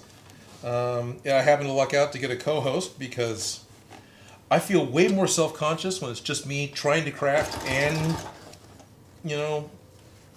look at comments and everything else. I just feel like it doesn't... It's competing attention.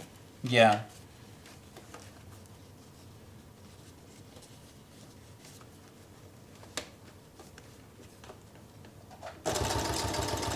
But you know what we could... Oh, that's interesting. I know if it was me by myself, none of this would exist, so... We could do is set up some sort of a FaceTime thing and let the co-host be remote. Oh yeah, that'd be cool. I think... We could have revolving hosts. Yeah, revolving Patreon hosts. Because I think... I bet that would make Nicole happy. I bet that would make Nicole super happy.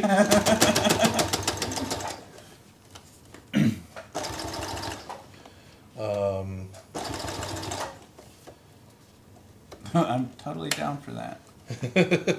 Nicole? Yeah. Starry is too, hopefully. Yeah. I think Starry would be great at it. I'm sure. Damn it, you beat me to it. Makes.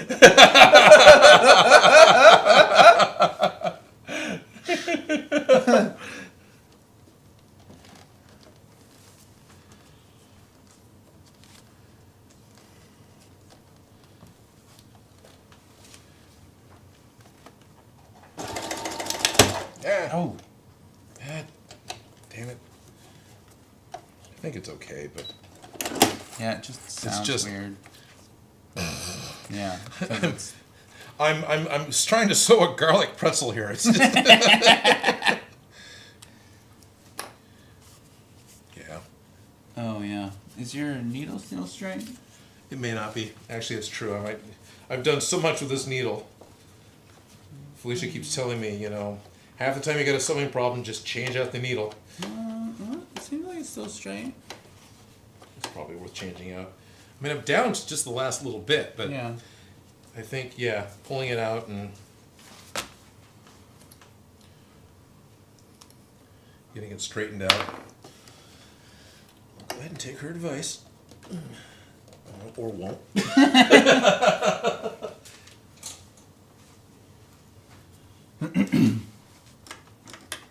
You're pretty much a one-man show, Odin. Play Yeah. TV had a whole team in the control room and behind the cameras, but you have to be the talent, the floor director, the crew, all rolled up into one. There's many ways to make a stream, but this is how Odin makes. Is that Starius telling us this? Yeah. Well, Starius, you do remember, I'm sure.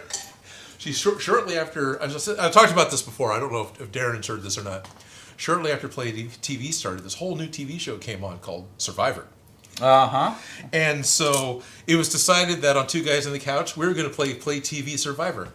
And there was, I think, there was 5 people on the crew, right? It was Carl, Jeff, me, Dave the sound man, and Casey the switcher. Or David. I don't think he went by Dave.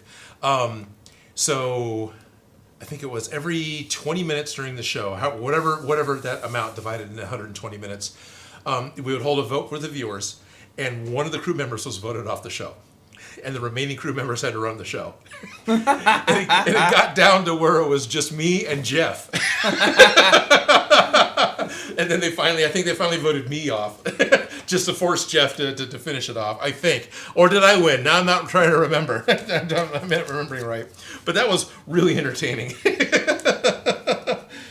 Because for a while there, I was running back and forth between trying to set the cameras and do things, and then go and hit up music cues because Dave was gone, or switch things because Casey was gone, and everyone was just laughing and having a great time.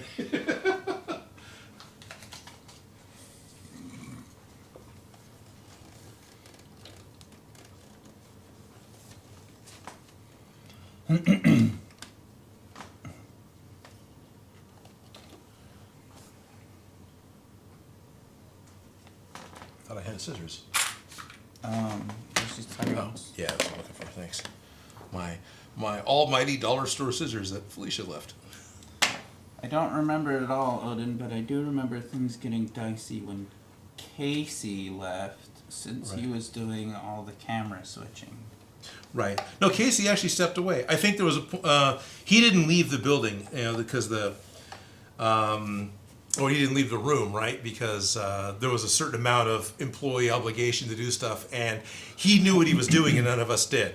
One of the weird things at Play is they didn't let us. We were selling this product, but they didn't let us touch it. Yeah. Okay. Yeah, exactly. But all right. So he was there to let us, no, you got to hit this, you got to hit that. But he wasn't actually doing it. We were, as much as possible, we were playing that game correctly. Man, poor Jeff. He, this is actually offset. But Jeff is still alive, but he drank himself stupid. And that's really kind of unfortunate. Carl's still doing well. But the last time I went to a show where Jeff was trying to show off his new band, he was so drunk. Yeah, I think it was probably the only time his band performed.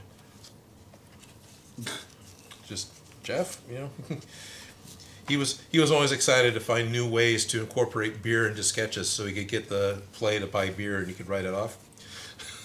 But at some point he just became a gin monster.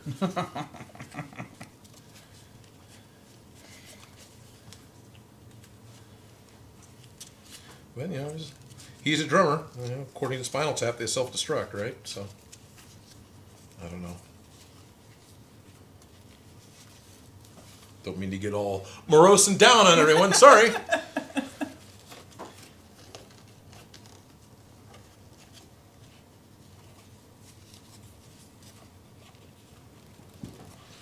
So do you guys want to watch me build a Lego set?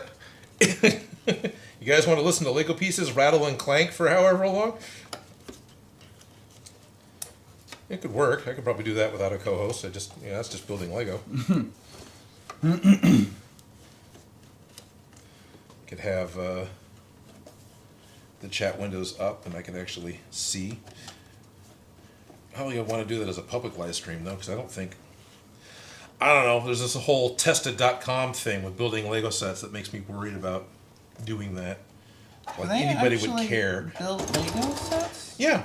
Adam's done the space station, and he did like the Women of Science. Yeah. But he's done a lot of custom sets from like the Brothers Brick. Oh, it did it. Dang it. Like the spinner and stuff like that. He's done some very custom sets, but he has actually done a few production sets.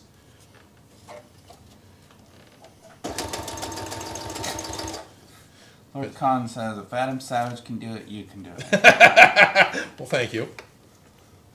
There's this concern of just, you're copying somebody. Well, yeah, I'm making something based off of a Toho monster. I'm copying somebody, but, it's the copying with the Lego, and I don't know. I don't think it's Adam would care. He'd be like, oh, you're putting together a Lego set. Yeah. Which is what you're supposed to do with Lego sets. Right. Oh, no. Oh, no. Yeah, I don't think he would care either. It's more just rando viewers. Adam built the Lego Razor Crest? He what? Yeah, he did. Yeah, he did. That's right. And the other thing is, some of those sets, I don't watch some of those videos because the sound of the bricks and the mic just gets to me. It's this high-pitched, and there's no fucking way I'm going to null the crocodile. I don't null. That's not going to happen.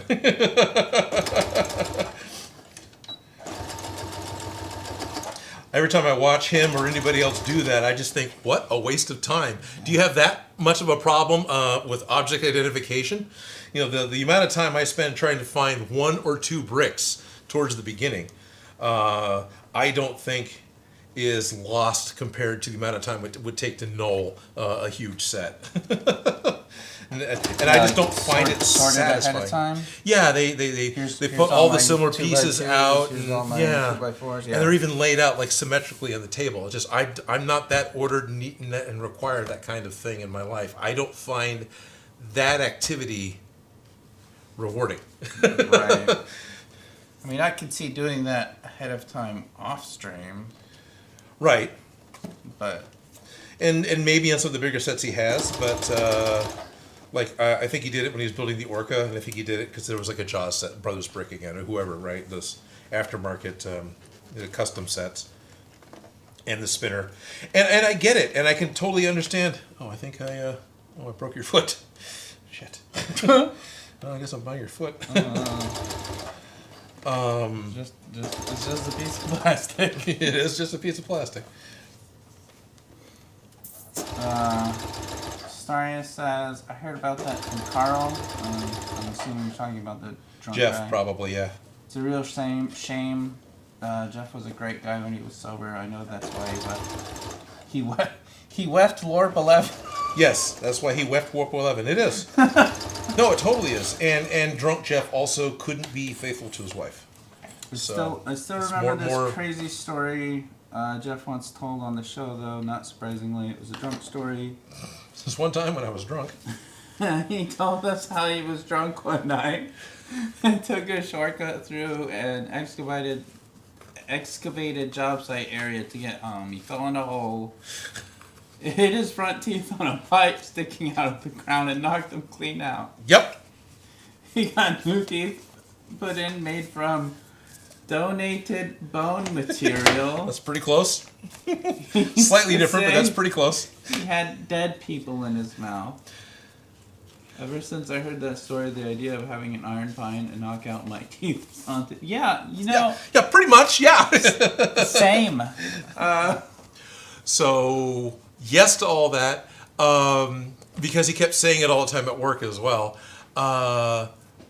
What happened to Jeff is the teeth got knocked out, and in order to put implants in, they had to rebuild the maxilla. They actually had to rebuild his skull.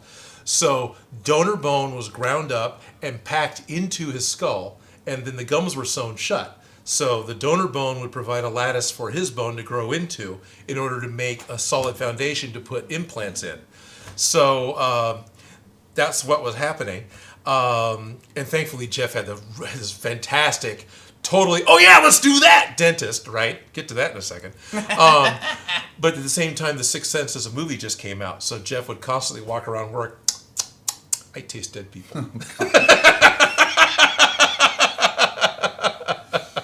So the dentist, Jeff said, okay, so I do this video thing on the internet, and I'm always looking for goofy movies. Would you videotape my oral surgery? Yeah, sure! So you got, of course, Jeff is totally covered up in all the scrubs and the dental dam and everything else, so it was just blood and bleh. Because there's different times when they have to go in, cut his gums open. I think they did this 3 or 4 times, and pack more donor bone in to help stimulate the growth and keep it going, right? Kind of break it up and force the body to accelerate it. So 2 or 3 times he had to do this procedure. And yeah, there was at least once that they shot it on video. So somewhere there's video of Jeff's oral surgery that was sent out over the internet.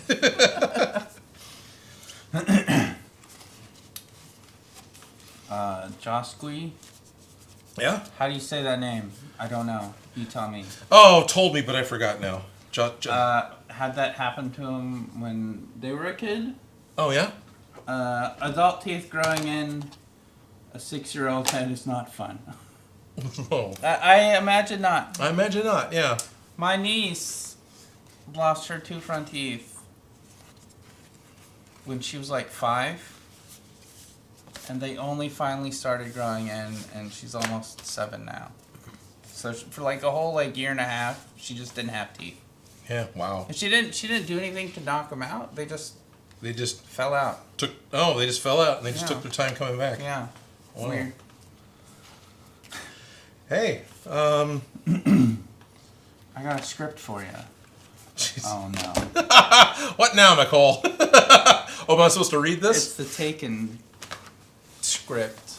I don't know who you are. I don't know who you are. But I have a certain set of skills. That's not what I want. That's the front camera. Jeez, it's 8:30. How long have we been streaming? Okay. Doesn't really matter, but... This stream an hour and 42 minutes. Oh, the last stream was an hour. Okay, yeah. Yes! I don't know who you are. I don't know what you want. But if you're looking for ransom, I can tell you I don't have money. But what I do have is a very particular set of foam. Foam I have acquired over a very long career of prop making. Foam that makes me a nightmare for people like you.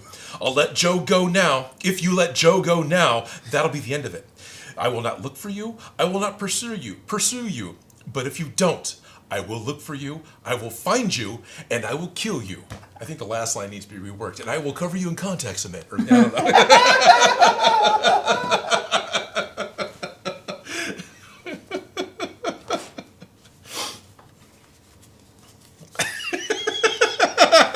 Are you okay with this, right? Nicole, you broke Darrin. It just reminds me of... Robot chicken. It just reminds me of Seth MacFarlane was doing an interview with Graham Norton. Oh, yeah. Enough said. Yes. Oh, was that Stewie? He did the Taken monologue in Kermit's voice. That's right. It was Kermit's voice. I will find you and I will kill you. What I have is a certain set of skills. It's a great video. Oh my goodness. Yes, thank you, Nicole.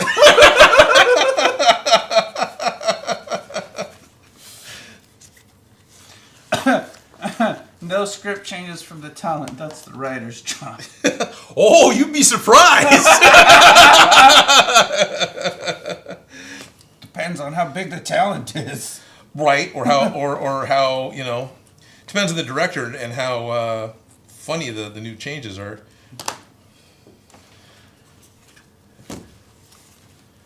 All right. I'm tempted to go buy a better pair of small trimming scissors.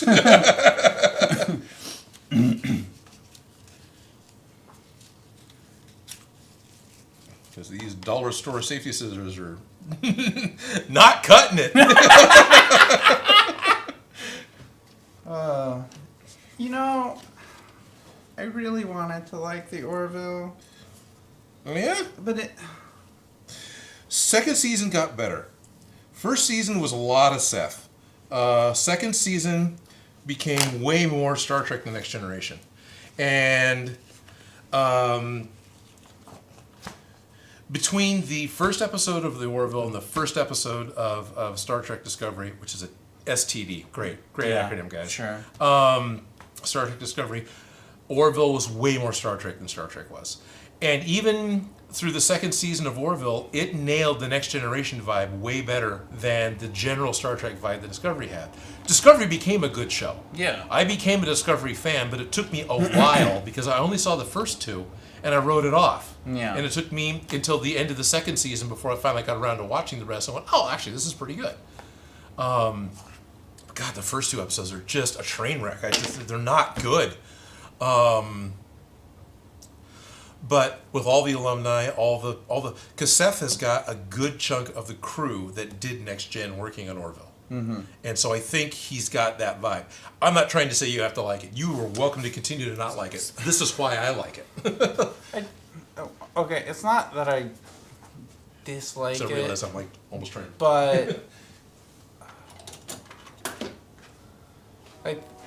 for me, the problem is that it's too similar to Next Generation. Oh, okay, fair enough. Because It is. I would rather just watch Next Generation. Okay. Like I liked some of the themes that they presented. Chat's blowing up. Yeah. The baby thing was good, and I like the super strong tiny chick, but then Right. I don't know, they got rid of her for literally no reason. Just because, the showrunner was sleeping with one of the stars. I think was part of it. I don't know. Yeah, but she was neat. Yeah. Even with the whole jar of pickles running joke thing, it was still...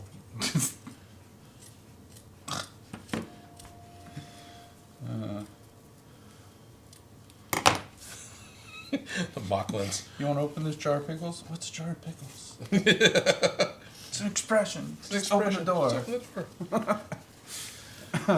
But with the Mocklins in the smoking episode, computer, make 500 cigarettes.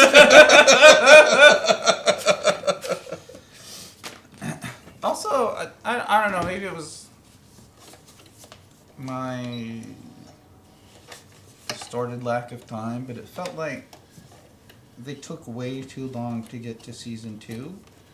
No, they It's didn't. Just like season 12 3 is 12 episodes, and then season 2 was well over a year later. Yep. Yeah, the show is not being put out on a really regular basis. I think the Fox or whoever the production company was not supporting the show. No. And now season 3, with the pandemic as well, and Disney is having a hard time finding its home on Hulu. But it's more of a problem with just pandemic and work schedules than any other weird political thing.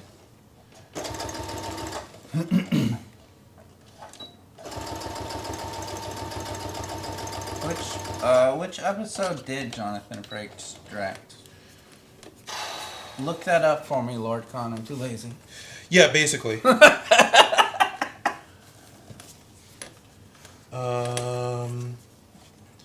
I knew, but it's been too long. And I know that the Mythbusters were aliens at one point. Well, Tori and Carrie were Mythbusters with the super smart race that wanted to watch, just watch the humans be in a zoo. They were the super smart race people. And the one thing that Tori talked about that was interesting to me, he's old school TV, and he's used to, you have a ton of lights and to feed the camera, and then you iris down the camera to make it look dark. Mm-hmm. With modern cameras, you don't need to do that. He walked into the Orville Bridge, and it was lit like a living room. And he's like, "Where are the lights?" He's like, "Oh, we're ready to go." Like, what?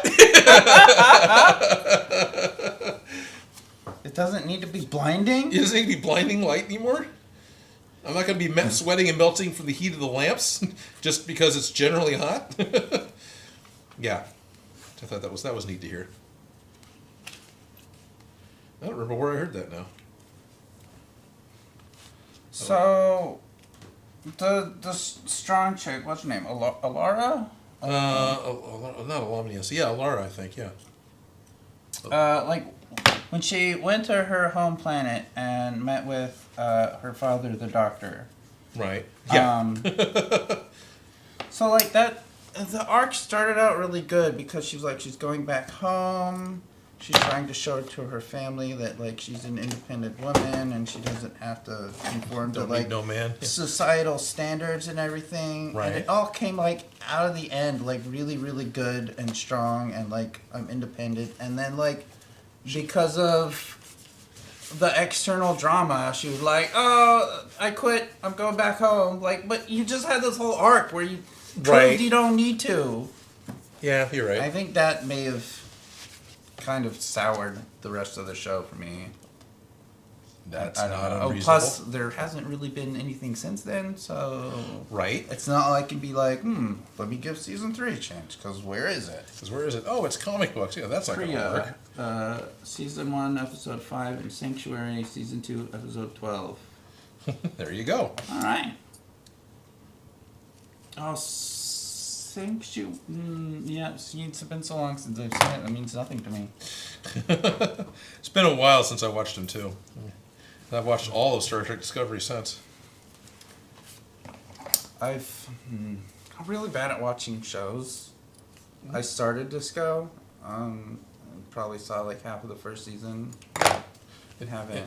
And it's not like it didn't catch me. I was actually really digging it. But, Right. It's unfortunate that it takes a little bit for it to get going. And same with Picard. I think I saw like half of it.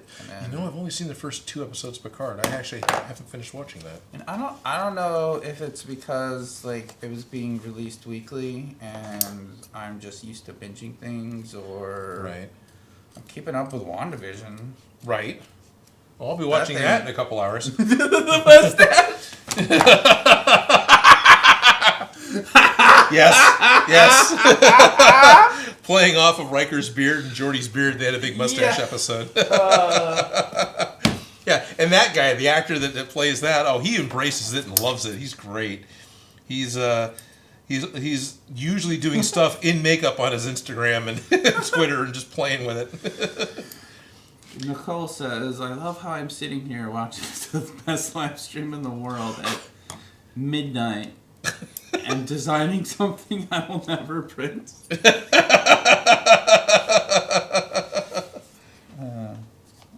Mood.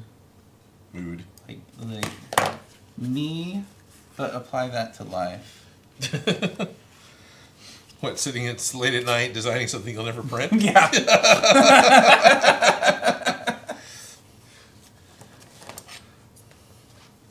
Well, the world isn't around to healing. I'm making a cosplay I'll never wear to a con. I'm sure it'll happen though. But I have had the thought, it's like, well, post-pandemic, I think there's enough people, it'll still be fine, but I don't know if cons will ever be what they were. Right. Yeah. I'm sure people will still go, and I'm sure it'll still happen, but how much paranoia will there be? How full will the cons really be? How long, if ever, will they kind of be what they were? And I think the real answer is they'll never be what they were.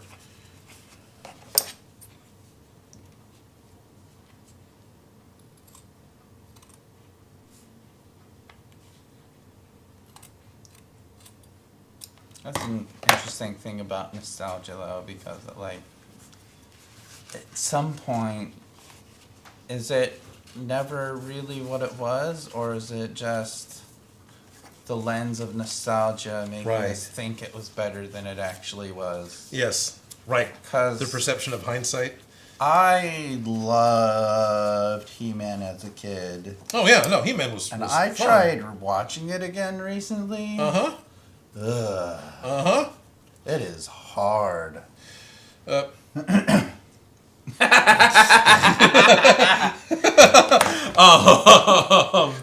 Yes, Ice Pirates movie, shitty 80s science fiction movie. Highly recommended if you guys want me to watch Hunter and Prey. How about one that played in the theaters? Anyway, that's not a metric for a good movie anymore. Ironically, the Masters of the Universe live action show. Yes. I A canon picture. did not like as a child. I watched it again a couple of years ago. It is a very good 80s movie. It is a terrible He-Man movie, Uh-huh. but as a standalone, unconnected to anything, 80s movie. it is a great 80s movie. I believe that. I actually kind of remember feeling that when I saw it in the theaters. It's like, wow, if this wasn't labeled Masters of the Universe, it wouldn't be that bad. Odin Comes First, trademark, Nicole King, 2021. What? That's what she said. That's what she said. I'm sorry, I apologize. No, you don't. Or no, you're not.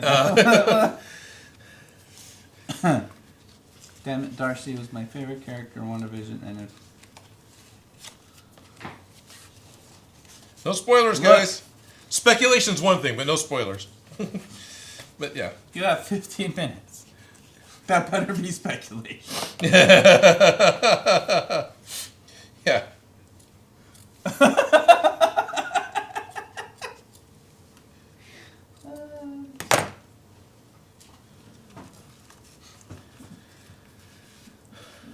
Thank you, I think. About what? She said, I hate you, but love you at the same time. Oh, okay. It's 4:50 in the morning. I should be asleep, but it's Odin, so screw sleep. Oh, man. Thank you, but, dude. 4:50 in the morning. Oh. What, you're Britain? UK time? Oh, what's this? Since you asked about the Neshira sword, I did? I assumed Ne is supposed to be a different word. Is it the new She-Ra sword? Oh. New? Yeah, new makes sense. That's so thick. It is. I remember seeing that. This is the Netflix She-Ra sword? I guess. I don't remember it being that big. I've only seen like half of the first season, to be honest. Okay, I haven't seen any, to be honest. I'm not against it, I just haven't spent the time to watch it. Yeah. It's funny, I lean over like this and I think, okay, am I hitting the camera, the microphone wrong? No, it's up there. We're fine. I'm not wearing a mic. I'm not going to hit the mic. I usually have my microphone right here, so I have to be worried about not hitting it when I'm doing stuff. Yes, Netflix. Yes, England. Yes, England. Okay. Well, thank you for being up so horribly late. Honestly, one of the things that's prevented me from just randomly live streaming, like I kind of said I would, is the realization that a lot of the people are, I'm at the ass end of the daytime. I'm out on the West Coast. Beyond me is ocean and the date, delineator, right? So. If I was going to be doing rando live streams, it's going to be the middle of the night for everybody else. What? Odin, tell the story about how you said every wrong answer. Yeah. With Pride in School by God the... Oh, that one?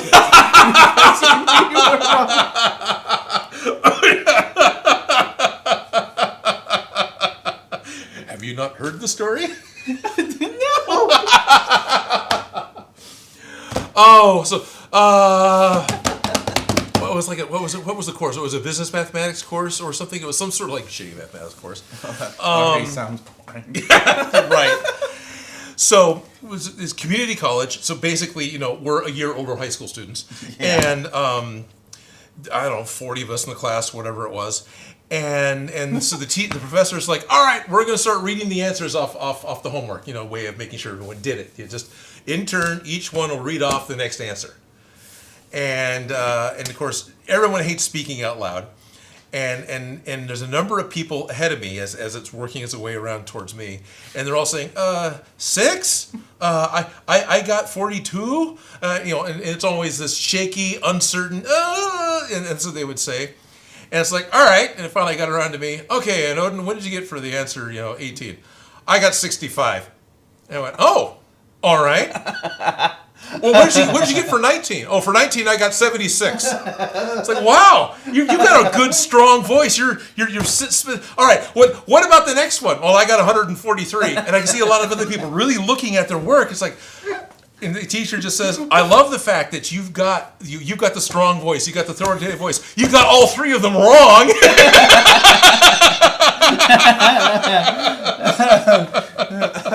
Oh, okay.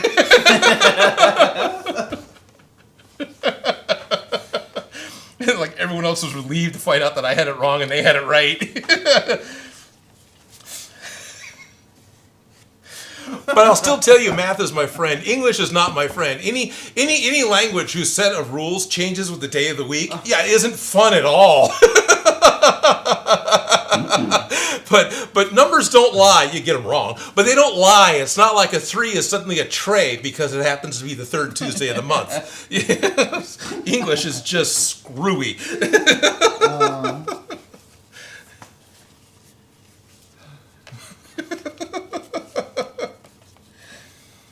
English is the worst language. English is the worst language. I took Spanish in high school. Spanish makes sense. Yeah, I'm sure. All the letters are consistently pronounced the same. Yes. They didn't have a whole bunch of The- 1%ers deciding they're going to change how things are pronounced because the common folk are learning how to write. The verb conjugations all follow rules. Even the irregular rule breakers just follow a different rule. Oh, okay. So it's very logical. Nice. I've been, like, as I've said previously, Right. in the SCA. Oh, right. Yeah. So This is previously to me, not to you guys. You didn't Yes. miss this. Scrubs.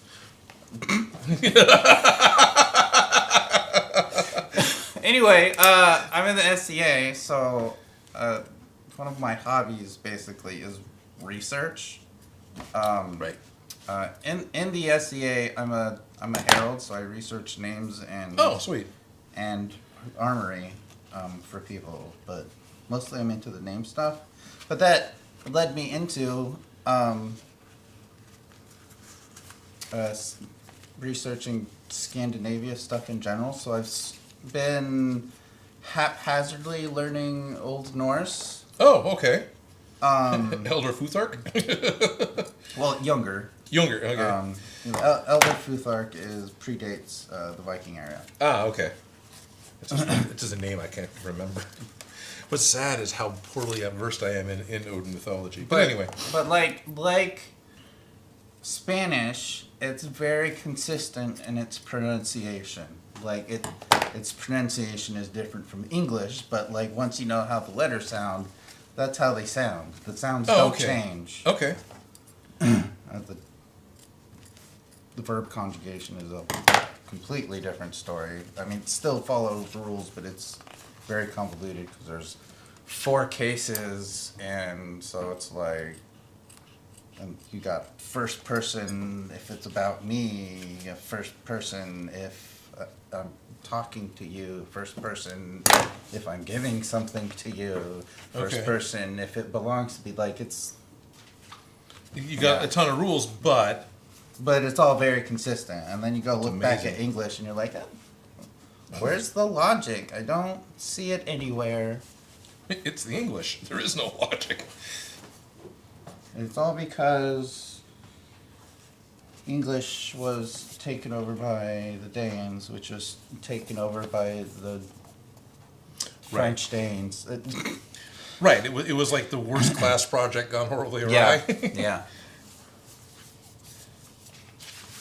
So I'm really afraid. It's close. I wound it up a little bit. It's still kind of tight. What I'm really afraid of doing, like I talked to you, one of the things I talked to him about I've got my piece, right? And it opens up. Well, down here, it really doesn't need to open up. I like that it does. It might be convenient and nice to have it do it, but it's really not important because that's this part of the arm. And it's like, so what? Right. So what I thought about doing is if I laid it down on the sewing machine and started like here, which is where the extra joints start, and just sew a crescent that comes almost all the way down to this edge and then back around again, I could cut all this out and open up a little bit more Yeah. for my arm, and I wouldn't be losing anything. I would still have this kind of look. Mm-hmm. But I'm just afraid that after 3 hours of putting one together, even though one of them's twisted a little bit and this one's crooked, I would ruin it. I'd start all over again. So hit one if you would. So I'm a little concerned about doing that. But I don't really see how that would be any way for this to even need to open, to be honest, though, right? Because, like, you're Yeah. going to have even less movement once you have the arms on. Yeah, exactly. And you can't bend your elbows backwards. No. So, So yeah, I don't think that's going to be a big deal. And I think, even if I'm only adding half an inch down here, it's going to add a lot. And then by nature of this being wider, this will be able to stretch wider. yeah. So I think I'm just afraid because But I think sewing it down here, and then even still, like, you can still stitch it close, right? And then Right. you can just gradually cut some out and be like, let me test for fit. No, that's still too tight. Gradually cut true. some more out. It's true. Versus trying to, like, go back in and sew it in an extra 1/4 inch and snip it out. Like, that sounds like this is 5 hours of work all over again. right. And I'm really tempted to. I already need to go to Hobby Lobby and get some eyelets for Monday's live stream because I can't get them at Michael's and I can't get them at Joann's. I order from Amazon. I got time, I suppose. I'm tempted to get a good pair of small nipping scissors because I don't have them. I've got dollar store scissors and everything else, but I almost bought a pair last night at Michael's. One thing I would say probably keep is the excess on the outside I was just thinking about that too because I need something to. to attach to the Yeah. and then if it's like still too tight, you could probably just cut slits, right? Yeah. And then it'll open up or loosen up. So bending it backwards and sewing.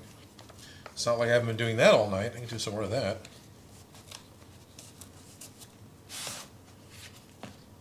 Oh yeah. Because I got to pass it through the machine in such a way that, because I'm not going to hand stitch this. Right. Screw that. I could drink myself to sleep. That sounds like way more fun than trying to hand stitch this. There's only 3 of us. Which 3? There's only 3 people left? Check the other chat. I don't think anybody's been talking. Always Lego, says Stupid Monkey. Whoever, how long ago, I don't know. It doesn't have say. signs. Well, you can go to the, let's go to the stream window. Sorry, we have 3 people currently watching. Right, yeah. Well, maybe it's time to sign off.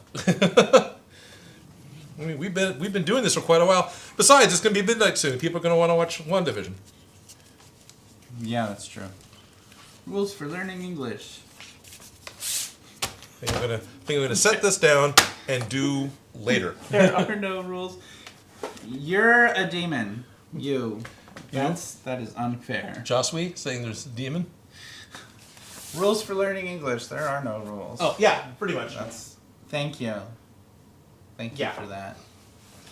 There were a lot of people when I was working at DirecTV because we were contractors, right? So it was easy for people who were trying to move to America to get the job to do it because it was contract. They weren't being fully hired.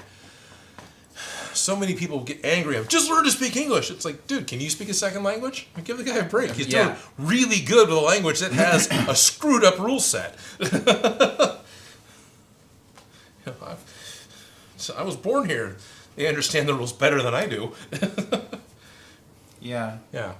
Because I used to be kind of pedantic about language. And then I took a linguistics class. Mm-hmm. Sounds like it. And the instructor was basically like, look, like English has this kind of word order, like subject, verb, object, right? Other languages have an established different word order. Some of them don't matter because they have like case conjugation, so you can switch things around a little bit, and as long as you have the right case conjugation, you still know what's going on. Okay, And yeah. Other languages, I've heard this. like Russian, for example, don't really use articles, right? So like a or the and that kind of stuff. Like Okay. it doesn't exist in their language. Interesting. If I'm remembering this correctly. So instead of saying like, we're going to the store, that a lot of English as a second language Russian speakers would be like, we're going to store, because that's Yeah, you don't need to. that doesn't exist for them really. Well, it's superfluous. I mean, it's, Yeah. You know, Yeah, and so like after that, like basically his big thing was, if it made enough sense for you to understand what they were talking about and for them to know what they're talking about, and it's the same thing, right. it's a well-formed sentence. That's it. Okay. That's all you need. Yeah. You know what they're saying, they know what they're saying, and it's the same thing. Communication happened. That's all we care about. And I was like, that's a good point. And I suddenly stopped, like, not like suddenly stopped caring, but like, Suddenly gave a lot of slack to anyone who's right? second Like, language. I'm like, oh, well, typos on the internet, who the fuck cares? Right. Somebody spells something wrong, I don't really care. Right. 'Cause Yes, I can agree with that.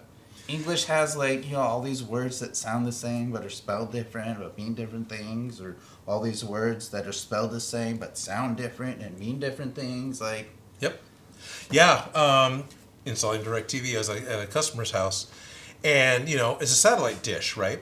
And they're trying to explain where they want to have it put because they don't want it put in front of the house, which makes sense. Right. And he kept saying, put the plate here. And it took me a second. Oh, okay, yeah. Dish is a plate. Sure. yeah, that makes Yeah, that makes sense. yeah. Yeah, but it took me a minute because we never called them plates but why would they be a dish other than it's roughly dish shaped, which is a plate? So okay, fine.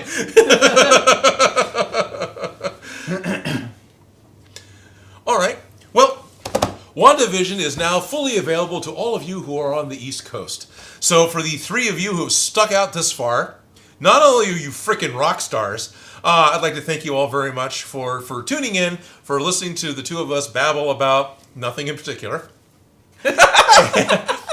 Revealing Lego sets, helping me get through the tedious boredom of sewing this shit together. And thank you all, and honestly, all the support that I get from Patreon, all the support I get from you guys is what pays the rent in this building, and it's why I can do the show. I could not do the show at home. I don't have the size or the quiet to be able to do it at home.